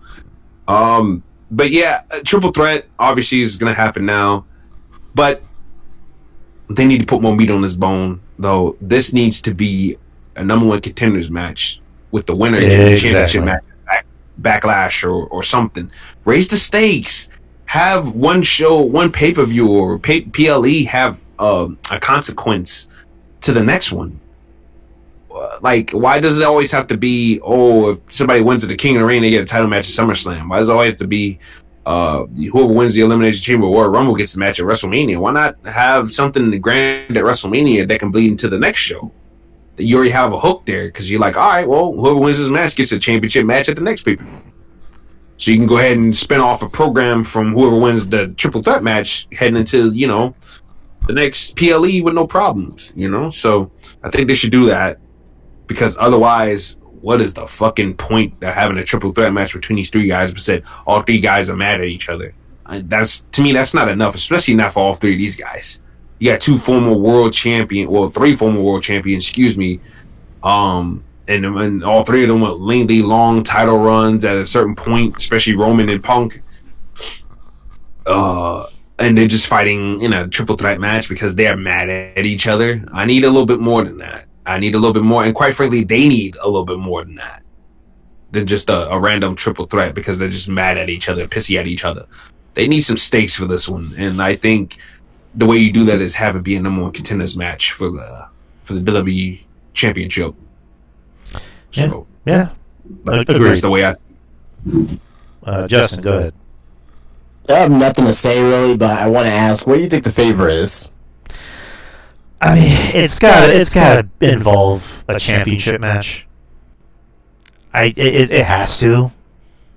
I mean, I can't imagine them wasting this on like a nothing thing of like, put me in this match with Roman and Seth. Like, that wouldn't make sense. That'd be a waste of a favor. So, it's got to be Paul Heyman, or it's got to be Punk telling Paul Heyman, get me in a championship match, at Mania, or the next night. I don't know. I think it's simple. I think it's more simple than.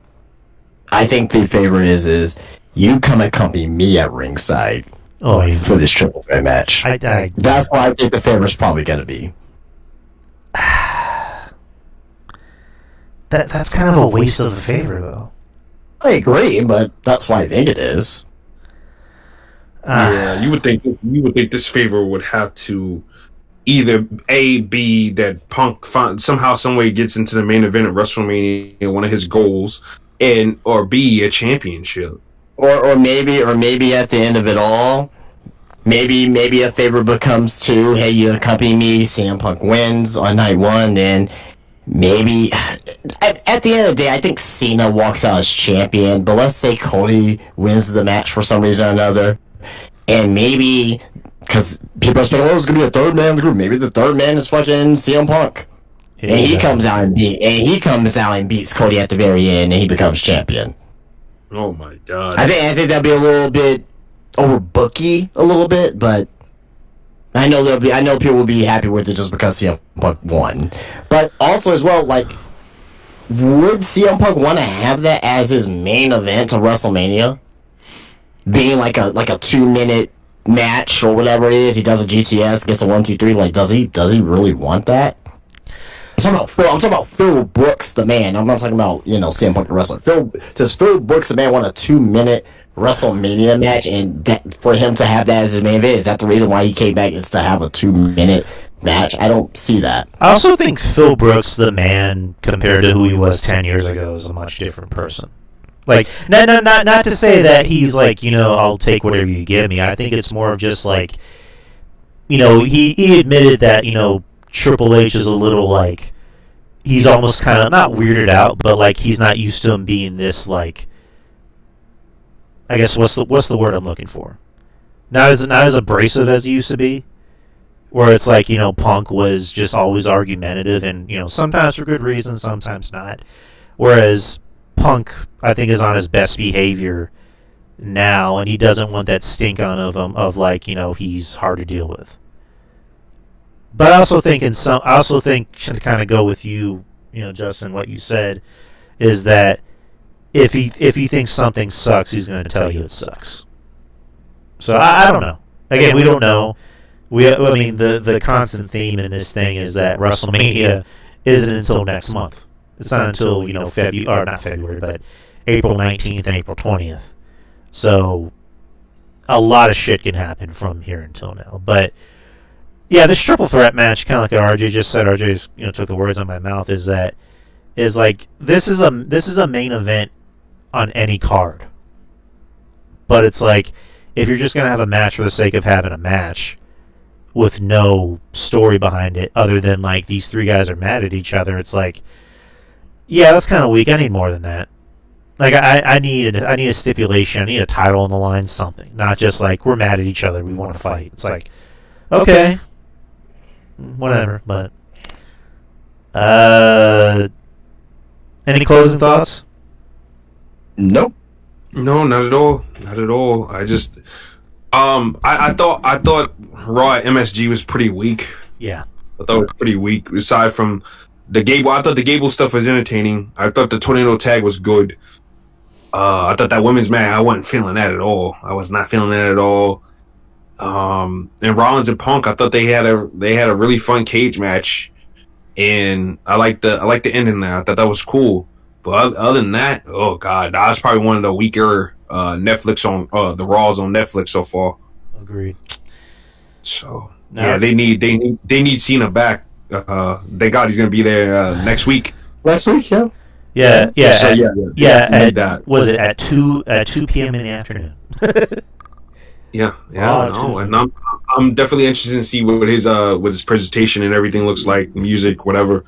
But I'm definitely interested to see what John Cena has to offer come next Monday. He's gotta come out to the Rugrats theme just as a fucking fuck you, everyone. No, also as well. Did you see the new merch that Cena's getting? Oh yeah, the Chain Gang stuff. I thought that was interesting. I said that he may be going back to the Dr. Thuganomics, but I'm not saying I want to see it, but I'm saying I wouldn't leave it out of a possibility. You know what I mean? John Cena, he's got to find a way to heal that shit up, though. I just feel like it'd be so nostalgic for guys like us that we'll pop for him and start cheering him over Cody. It's gonna be. I wouldn't mind it. Trust me, I wouldn't mind it. Any way to be entertaining and cool. I'm with it. You know suck my dick. Suck my dick. I mean, the only way John Cena will get booed if he goes back to Dr. Thuganomics if he just starts spewing racist things. Oh my god! Or slapping children. I mean, that'll be a whole nother can of worms that WWE doesn't want to have right now. So. What if he takes and slaps somebody's son on the roster or something? That would be if he slapped Jey Uso's son. You know what make him the biggest heel. He'll go back. He's on Raw, right? And he'll go. Well, it doesn't have to be backstage, or whatever. But at a certain point, he will give a. Before I go on that, you think he's gonna still call it the attitude adjustment or the FE? I think the FE may be coming back, right? Oh yeah, it has to. Oh yeah, FUSTFU. Yeah, I mean, I think that'll be. Yeah, I think that'll be a pretty good. Whatever he chooses is going to be unique for him, as far as whatever his character is. Like, right. I don't picture him doing like the cookie cutter. I'm going to wear a suit and I'm going to be serious with my serious face and my serious voice. Like, it's going to be something that's unique for him. Just dress up like Jacob Toretto. Okay.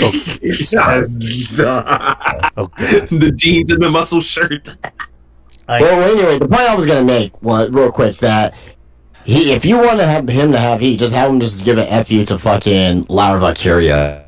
Because I'll actually cheer that. Oh, shit. Well, I mean, Laura Valkyria or fucking I don't know, Kairi Sane if she's. Whenever she comes back. Okay, Kairi Sane, as long as she screams before it happens. Like one of the things I felt sorry for in wrestling was when Bayley and Sasha was whooping her ass, and she goes, "I'm like, oh no, Kairi! Oh, somebody save her!" And they killed her. I was like, oh no, and then we never saw her again up until 2 years ago. But I just thought something unique.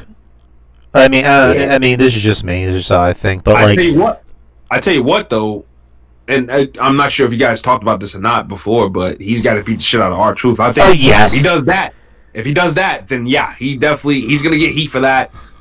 I mean, some people might cheer that too, because some people do find R-Truth kind of annoying. Me. So some people might cheer that. So, I mean, he's got to go after guys that people care about. I would even suggest maybe he maybe do something to Otis too, because people love Otis. Otis is popular.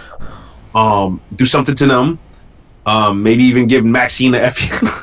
God. Yeah, Maxine a FU. No, just give her a FU off the stage Through tables. My God. It's like yes, violence against women is back. Goes down. Then he goes down. He's like, he does the "you can't see me." Then he picks up a steel chair. She's getting, she's getting up, and he just rolls her in the fucking head with a steel chair. Oh my God. There you go. John Cena get booed out of John Cena. You have people canceling WWE at that point. I know, right? John Cena he's wearing a wife beater because get it, wife beater. John Cena just gives Brandy a fucking FU on the fucking on Cody's bus. Yeah. Oh God. Or he goes into the Cody bus, right? And you have a Kurt Angle Charmel episode. Here he forces himself on her. Hey Cody, I want to have sex with your wife. That bestiality sex.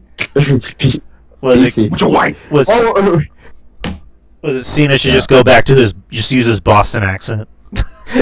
That's the best way he can be a heel. Hey yo, Cody. I'm gonna power my hammer in that hole. Yo, chill. Okay. Because you say okay a lot. Okay. And then Bull Buchanan comes out of nowhere. Booyah! bring back your boy Vaughn, and just have him be B squared. V squared. Come Tuesday, John Cena's about to lay it down right now. John Cena, yo. Shit, will that make you happy, Justin, if Vaughn came back? Von Kali. Absolutely not Von Kali. just have him wear a beanie and be like, I'm following my father's footsteps. Oh man, bring in John Cena Sr. Fuck it, just have him be his mouthpiece. He's everywhere. He's everywhere else in the wrestling business, but fucking WWE. John Cena Sr. Let me tell you, John Cena Sr. is a good fucking promo, bro. Good fucking promo, and he can get heat. He can get heat. He's a fucking prick. His Pee Wee Herman looking ass.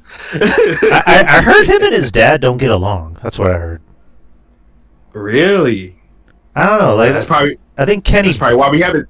Yeah, that's Kenny. Why we haven't seen him in a while. Yeah, Kenny Bolin, I think, kind of alluded to it that him and his dad don't get along. So I don't know. Wonder why? I don't know. Just shit happens. But anyways, let's move on. NXT Roadblock. Ooh, maybe that's a new way to get him some heat. He beats the shit out of his dad. He's like, I'm gonna do something Edge should have done to you 19 years ago. Yeah, what's that, son? Bitch! Bam! Punch over the face. The Rock whips him with the belt. Travis Scott just smacks the shit out of him.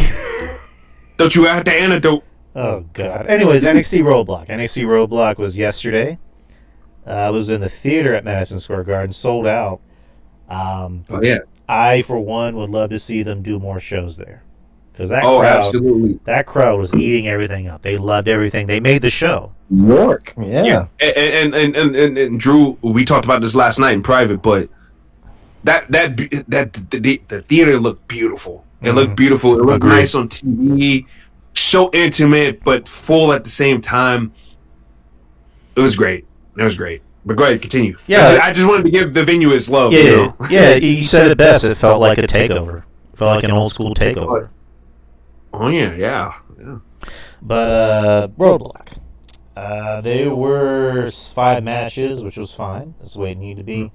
The first match of the night was for the TNA Tag Team Championships. You have the Hardys versus Fraxon. Yep. The Hardys look great out there. They look good. They're definitely the Hardys of old. You know, Matt kind of looks like an old guy, a good old guy. I'll just say it like that. He looks like he's his age. His hips are shot. Oh yeah. Oh my god. Matt started to improve the tail end of the AEW run. Like it started to get better and he's and now he's in a good place now. And Jeff, Jeff is taking less risks in the ring, which I'm glad. Yeah, I mean, he even admitted there's certain things he doesn't do anymore, and he looked great out there. And then Fraxium's Fraxium. What else can we say that hasn't been said already? But those Axiom and Nathan Frazier can't have a bad match. Oh no, they are. I haven't seen one. I told Jeff Littman this. They are what people think the Young Bucks are. Yeah, I mean, they do things for their size. My problem with the Young Bucks is that they twinks wrestling like they're heavyweights, man. When they well, I'll say is they're Young Bucks like circa 2014 or 2015. I guess when it comes to flying around and everything like that, right. Yeah, but right. They're not bitching out bigger dudes twice their size like the Young Bucks do. I've seen it in PWG, and it used to piss me off all the time. Them beating up Brian Cage like he's some small man. Like, come on, man, what the fuck? Well, yeah. You dominating Brian Cage without cheating? Come on, man. Like Fraxium, with Fraxium, they know how to adapt. They know how to make their styles mesh with other people's styles. Whereas the Young Bucks, it's like you're having a Young Bucks match, whether you like it or not. And with the examples of, like, you know, the Briscoes, where it's like, you're gonna work our styles, motherfucker, or we'll kill you. Like, we'll legit kill you in this ring. But yeah, Fraxium is great. Can't say enough about him. This match was really good. I mean, each match, you know, with, like, you know, titles on the line, like, it had the illusion of this could go either way. In this case, you know, the Hardys won, which, you know, afterwards they cut a promo on, I think, Twitter, where they alluded to that, hey, since we won and we retained our titles, it's only fair that we get a shot at the NXT titles, and we can add that to our repertoire. Which, you know, TakeOver's coming up. That can be another, you know, match in this trilogy. So, again, wouldn't mind seeing that. This is fantastic. The Hardys, you know, over as fuck. And we just talked about what's over and what's popular. Or I guess we gave our own renditions of what's over and what's popular. The Hardys, in this case, are over. Yeah, their popularity stands the test of time. Exactly. You know? So, yeah. I guess that's a better way to put it as to what's going to stand the test of time and what's good right now, or what's good at the moment. But in this case, they stand the test of time wherever they go. They did great out there. And I'll give the Hardys credit. At least the Hardys, whether it flopped or not, they had a lot of flops, but the Hardys tried different characters, and they tried to evolve their characters. With Matt with the broken stuff, Jeff with Willow, Itchweed, and a bunch of other different characters. So, like, they've at least tried not to just be the Hardy Boys, but to expand their quote-unquote universe and everything like that. So I'll give the Hardys credit on that as well. They tried to find ways to evolve over the years and not rely on one little thing they rely on that popularity to last the test of time, which it has, but they've tried to add different layers to it, and I got to respect that too. Yeah, exactly. But great match. Hardys won. Mm-hmm. And did you guys have any thoughts about the match? No, we pretty much covered it earlier when we brought up the Hardys, so yeah. Yeah, no, definitely. They worked their asses off, all four guys, so got to give them respect. Like I said, got to give credit where credit is due. Exactly. Next is a number one contenders match for the women's championship. Yeah, Jordan Grace versus Roxanne Perez. Another very good match. These two, strangely enough, have very good chemistry. They work very different styles, and Roxanne's maybe a little. I mean, she's experienced, but Jordan Grace is a little bit more experienced. But these two mesh well together. I mean, Roxanne is the big muscly chick, and not Roxanne. I'm sorry, Jordan. She's the big muscly chick, and Roxanne, I guess, is more of a hybrid, if that's the best way to put it. Hey, can I ask you guys something real quick? I'm sorry to cut you off, Drew, but does Jordan Grace's muscles look more tamed, or is it just me? Yes. She doesn't look as bulky and ripped. She's a little bit more rumor, yeah. Anybody else, in the chat? Kyle, Steve, Master G, you guys notice that too, or am I just imagining things? No, she's definitely toned down, because there's a point where she was like, it looked like she was about to leak, some kind of fluid out of her muscles. But no, she definitely toned down. I'm pretty sure that was the thing of going to WWE. It's like, yeah, you need to. We're about to ask you to piss in a cup. You need to kind of tone it down a little bit. So, yeah, she burn the shit out of that cup too. Yeah, but she looks great. She looks great. I've done a 180 on Jordan Grace over the years, and I'll admit, I wasn't her biggest fan. We don't need to get too much into schematics about that, but she's won me over. I think she's won a lot of people over because she realized, I need to stay off social media and just do my job. Shut the fuck up. Yeah. Shut the fuck up to Russell. Yeah, exactly. And she's done a great job. So good for her. And Roxanne's Roxanne. Roxanne's already on her way out of NXT. I mean, she kind of already is, but she's just doing the honors of like, I'm going to finish up business and go to the main roster and do bigger and better things. So, but, yeah, I think she'll have enough. I think she'll have like an official send off at Stand and Deliver probably against somebody. I don't know who, but whatever it is, it's going to be a good match. Roxanne, I mean, she's another one. She can't really have a bad match either. Yeah. I mean, point me to a bad Roxanne Perez match. I mean, I'm not the biggest fan of her, her character work, but her in-ring work is, fucking superb. So, but a prodigy she is. Yes, sir. Justin. No comment. Well, you didn't like the match? No, I liked it. I thought it was good. Very good. Okay. Next is we talked about it earlier. Was the singles match for the NXT Championship, Obafemi versus the TNA X Division Champion Moose. There was kind of a cool moment before the match where Obafemi runs into the Undertaker, and Taker pretty much says, "I've had my eye on you, and I think you've been doing good. So go out there and defend your yard. Get you some." So I thought that was kind of that was a cool shot in the arm for Oba. I said last. Only goes good for his future. If the Undertaker fucks with you and likes you and gives you the rub, ain't nothing like a Taker rub. With all that influence he got in the company right now, and it's had for years, that's a good thing. That's a good thing for Obafemi to have right there. And then he can't get no much of a bigger backer than Taker. And then he also followed with, "And don't play them damn video games." No, I'm playing. Don't be a bitch. Don't be a geek. Stay offline. Don't be soft. And here's a MAGA hat. Oh, I'm playing. Oh shit! Oh, no, Blue Lives Matter. I'm playing. I'm playing. But no, that was a cool moment. Yeah, again, I know we talked about it earlier, but just kind of, I guess, run through it a little bit. This is a very good match. This.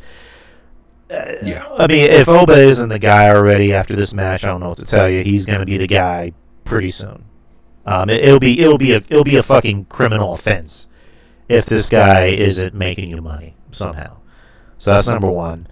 Moose, I think, proved to a lot of people, even if you don't like Moose the person or if you're just not a fan of Moose the wrestler, he really showed up last night. I thought he was great. He did. This match really did live up to the hype. There were some cool moments where I think, was it Moose powerbombed Oba through the announce table? Oh, he had me scared there for a minute. He hit him with the spear. I was like, oh no, it's over. I was like, no, Shawn Michaels doing this to fuck with me. No. I was getting tight. Oh, I thought Shawn Michaels was about to commit a crime. So sorry, I was talking to Betty. Yeah, that match added a lot of height, or not height, but like it definitely did add a lot of suspense that made you think, are they really going to give the title to Moose? That would be interesting. Like, because I threw an idea out last week with Ruben where I was saying, like, if they really want this TNA partnership to really have some, like, depth to it, it would be interesting if Moose won the title, and then the main event of TakeOver can be Moose versus Oba versus Trick Williams. Just to really add some suspense to it. But no, Oba won, which, as he should. And, yeah, good for both guys. We talked about it, so what else can we say about it? But do y'all have any closing thoughts on the match? No. He beat Moose, and he sent him back down to the Bush Leagues where he belongs. Oh, God. All right, so let's go to the next match. New York City Street Fight. Javon Evans versus Ethan Page. This is fun. This is very fun. You know what? We were shitting on Def Rebel earlier, but I tell you what, I like Javon Evans. I like his theme song. Jay Frost did a good job on that. Javon and Ethan Page too. I like Ethan Page. Ego. We hit him with a smile. Kill him with a rhythm. Kill him with a smile. Yeah. No, so I gotta give Def Rebel their credit. You know, they definitely gave him some good themes. But yeah, no, great street fight. Great street fight. I like how they were dressed. They were dressed like they were ready for streets. Ethan Page, man, he kind of like Braun Strowman light out there. Right. Braun Strowman 2016 with those pants and the tank. It was it was crazy. But no, they had a really fun street fight, man. They went all out. And, really damn good. Damn good spots as well. Oh yeah, the cutter over the ropes. Yeah, the hot fire cutter. He even shouted out Myron Reed on that on X. Yeah. So yeah, because Myron Reed does a spot a lot, the flying cutter over the top rope onto the floor. But yeah, like that was cool, man. They did a lot of good shit, and even the finish, with the chair and the cutter, like it was good shit, man. Javon Evans, circa Mania 25, Matt Hardy and Jeff Hardy. Yeah, man, that was fun, man. Like, Javon Evans is so fun to fucking watch, bro. Yeah. Ever since his days in DPW, just so fucking fun to watch, which is why I was kind of excited on something that happened after the match, which a lot of people groaned at. But I kind of liked a prospect of something there. But yeah, he won the match. He won the match, and I thought it was fun. So, Justin, do you have any thoughts? No. And then after the match, Timu Retribution Shield came out and beat the shit out of Javon Evans. But although I'm not jazzed about the group in particular, one guy in particular who pounced on Javon Evans first, Saquon Sugars there, formerly known as Lucky Ali. Yeah, that gave me DPW flashbacks, and anybody that's watched DPW knows that Saquon Sugars and Javon Evans, them boys can ball together, and their matches are fun as shit. So that part of the whole attack thing has me excited. He's the guy with the most experience out of that group, so they probably his back gonna be hurting from carrying these green jokers, but. For that alone, I'm willing to see where they go with this. They gotta try to do something with this crew or whatever. I tell you what, I'm more forgiving and more open to this crew than Sean Spears' group. That's for damn sure. The Colin. I love me some Izzy Dame. I just feel like they're just wasting her with being with Sean Spears. I think her character doesn't even fit what Sean Spears is trying to go for. But for Izzy's sake, I hope it works out. I want Sean Spears off my TV screen and off my NXT because, he's just bland. I don't know, man. I can do without Sean Spears. I really can.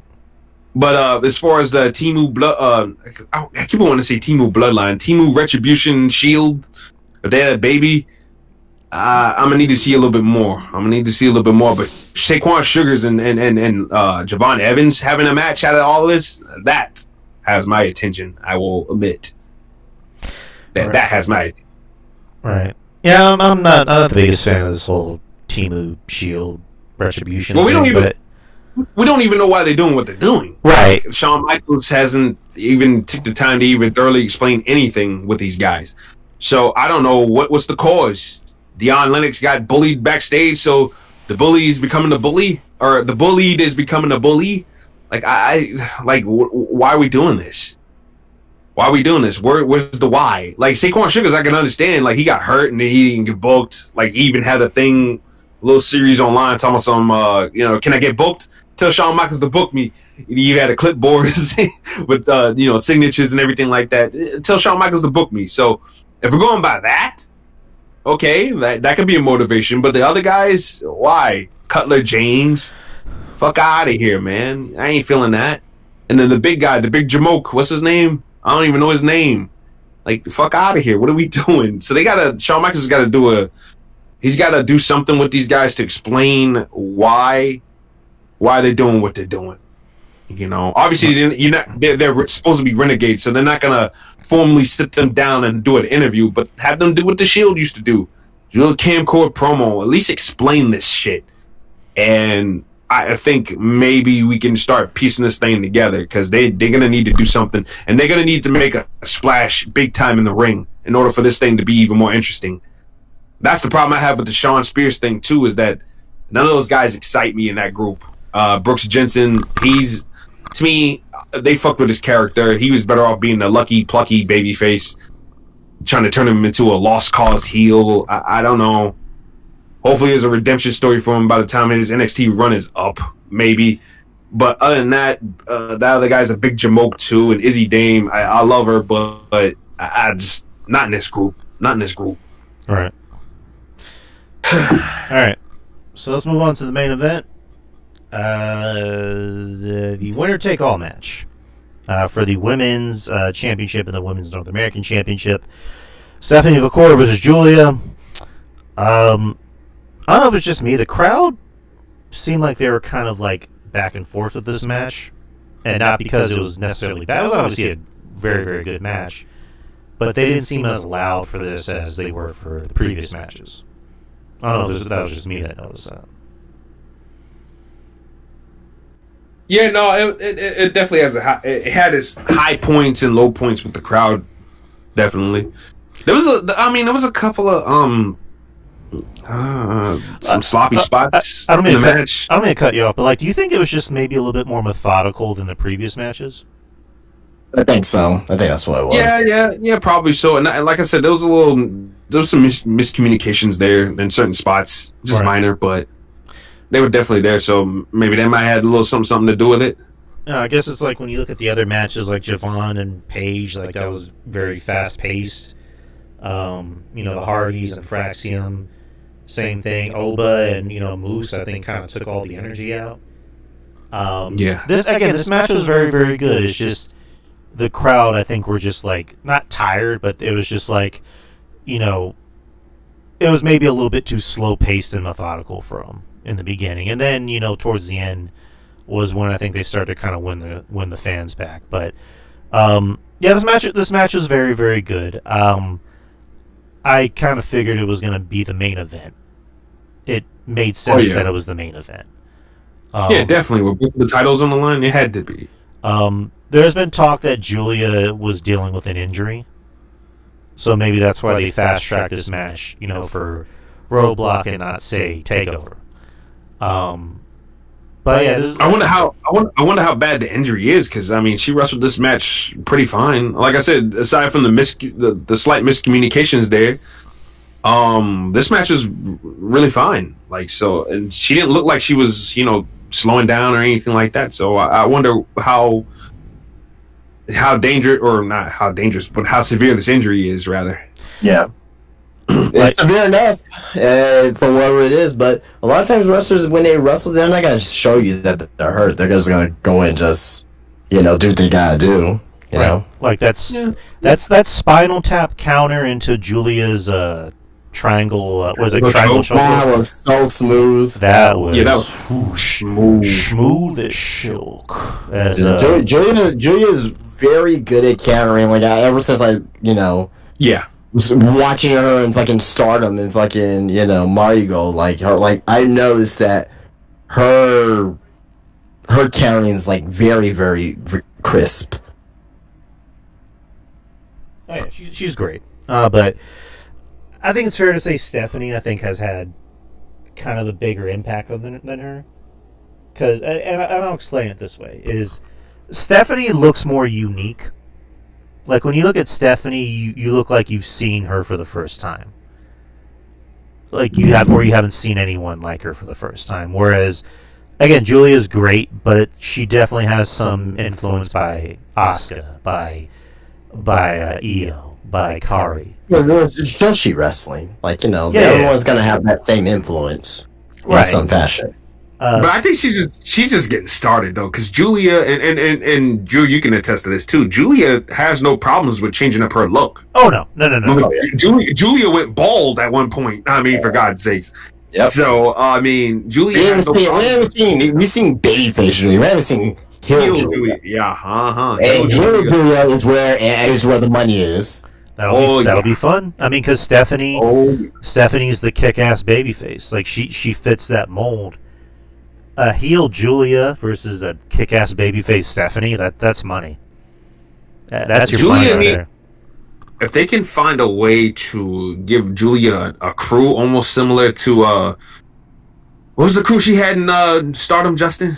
Fuck, I forget the name, but it was kind of like a I was gonna say the Tokyo Pimp, but I know her. It was kind of like a gangster, like a Yakuza type shit. Yeah, I know she had the little tag team with Dalkla there called La Bella Mafia or something like that. But they were both right. That was cool. So Julia doesn't have she's not not another Asuka or Io or Kyrie. She can definitely spread her wings and get away from that stereotype real fucking quick. I think in my opinion, I think she's more charismatic than all of them. I think so too. I mean? She showed me range. And but now she's got to show it in NXT.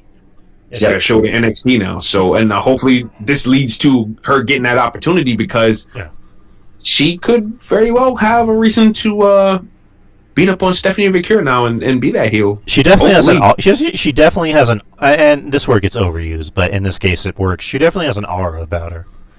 Oh yeah, definitely. She looks like she's cool. Yeah, definitely. You know what I mean? Donna Del Mondo. That's what it was. Yeah, that was the name of the whole faction. Yeah. DDM. But again, really good match. Stephanie won, which makes sense. She now has 2 belts. She's the I mean when she won the North American belt, she was the first ever Chilean wrestler to win a championship. So that's already a feat in itself. Now she's a women's champion. So congratulations to Stephanie. Congratulations to NXT for putting on a great show at Roadblock. And I said this before and I'll say it again. I want to see NXT back at Madison Square Garden. Like that was chef's kiss. But overall, I guess like a letter. I know it wasn't a PLE; it was a special technically, but we'll treat it like it's a PLE. But overall grade, letter grade, match of the night, least favorite match of the night. Even though there weren't really any bad matches, but I guess we'll go with like best match of the night. Your favorite match of the night, but favorite match of the night and also letter grade. I give it an A plus. And match of the night, Obafemi and Moose. I thought it was a good clash of the Titans. I think the women's championship match would be second close. And third, for me personally, would be the street fight. Probably my fandom for Evans speaking there, but yeah, definitely good shit. Definitely good shit, but not a bad match though. Not a bad match at all on the card, in my opinion. Yeah, like I have a feeling we're all gonna have the same grade and favorite matches. This is definitely an A plus. This so far is going to be the best NXT show of the year.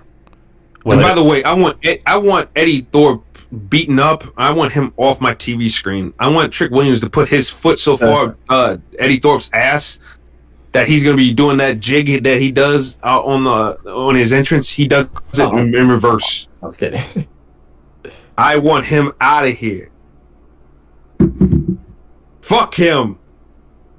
What's my boy calls him? He calls him the LGBT Tatanka or something. Oh, Jesus Christ. I need him behind it. I mean, he's with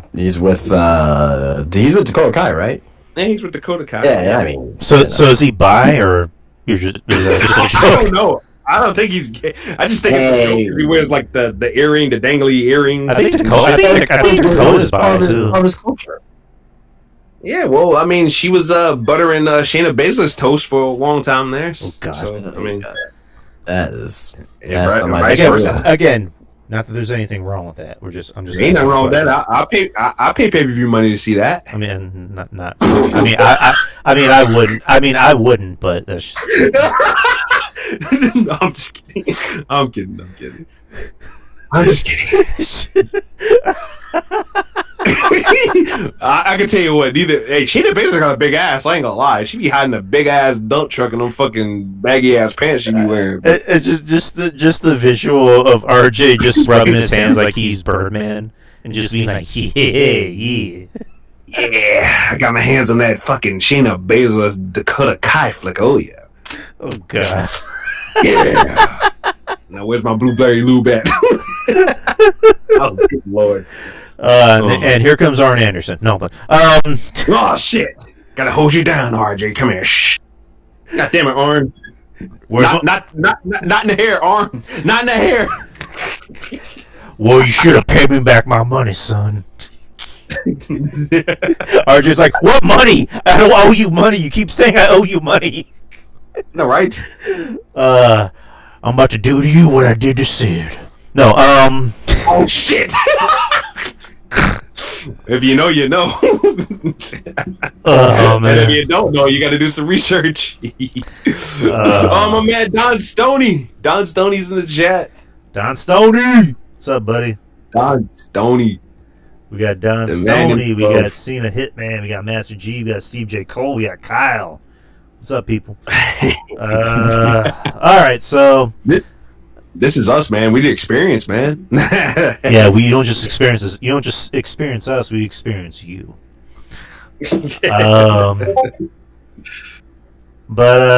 Justin, overall grade, letter, match of the night for Roadblock.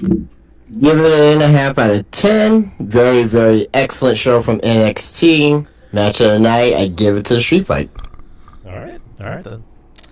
I had a few things I wanted to kind of go over with y'all, but we're kind of going over time, so we're gonna need to save that for another day. But great show, guys. It was awesome. Absolutely. 2 hours and 14 minutes. We had a lot to talk about, and we'll be back next week, same time, same channel, with a lot to talk about, like we usually do. And we're going to do more of these topics like Justin mentioned. That was a lot of fun. I gotta say.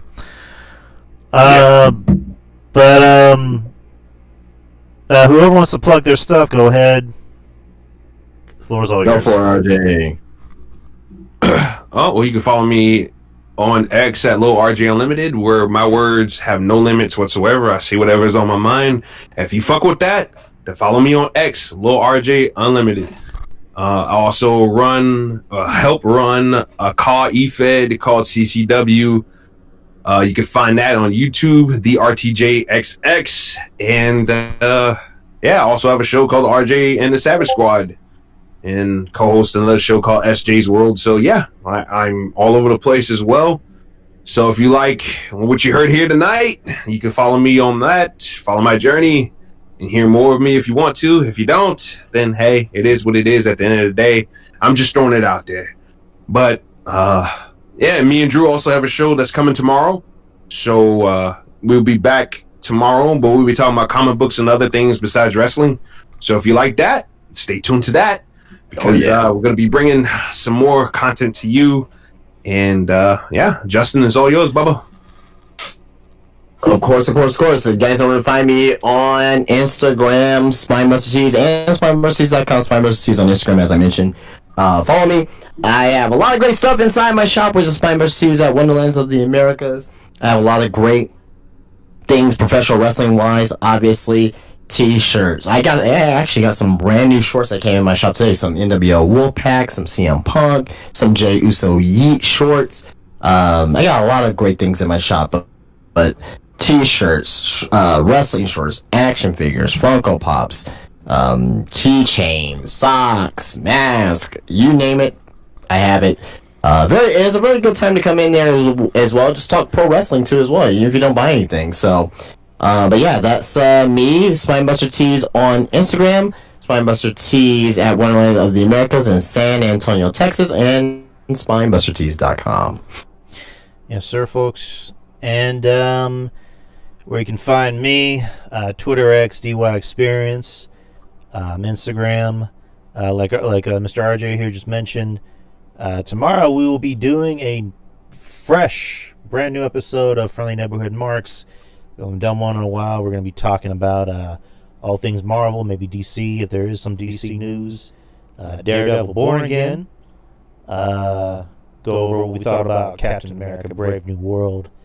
And some other news that pops up. And me and Ruben did a new episode of Culture Attack. That's already up on the YouTube channel. So look that up on Culture Attack. Just look up Culture Attack and you'll find us. And last week I did an episode of X's and O's with Rich Dow. That was a lot of fun. We're just shooting the shit and just having a lot of fun, having a lot of laughs. So look up that episode, and shout out to Rich Dow. But anyways, people, and shout out to everybody that supports us and that are our friends. Of course, shout out to Mish, who gave us the platform to do the show. So thank you, Mish. And shout out to everybody else. Shout out to all our friends. But anyways, peeps, we'll see you tomorrow. Me and RJ will see you tomorrow here for our show. And me and Justin will see you next week for our show. Same time, same channel. So tell the people what time so they can, if somebody wants to tune in live, they can tune in live. Oh yeah, me and RJ will be here tomorrow at 10 a.m. Does 10 a.m. sound good to you? 10 a.m. my time? Yeah, that's 11 mine, right? Yeah. Yeah, that's cool. Yeah. Yeah, 10 a.m. Central Time, 11 a.m. Eastern, live here in the channel. I'll be sure to post the event in a bit right after we get off. But and of course, me and Justin every Wednesday at 9 p.m. Central Time. So, anyways, people, much love, and we will talk to y'all soon. Peace out. Peace. Catch you guys later.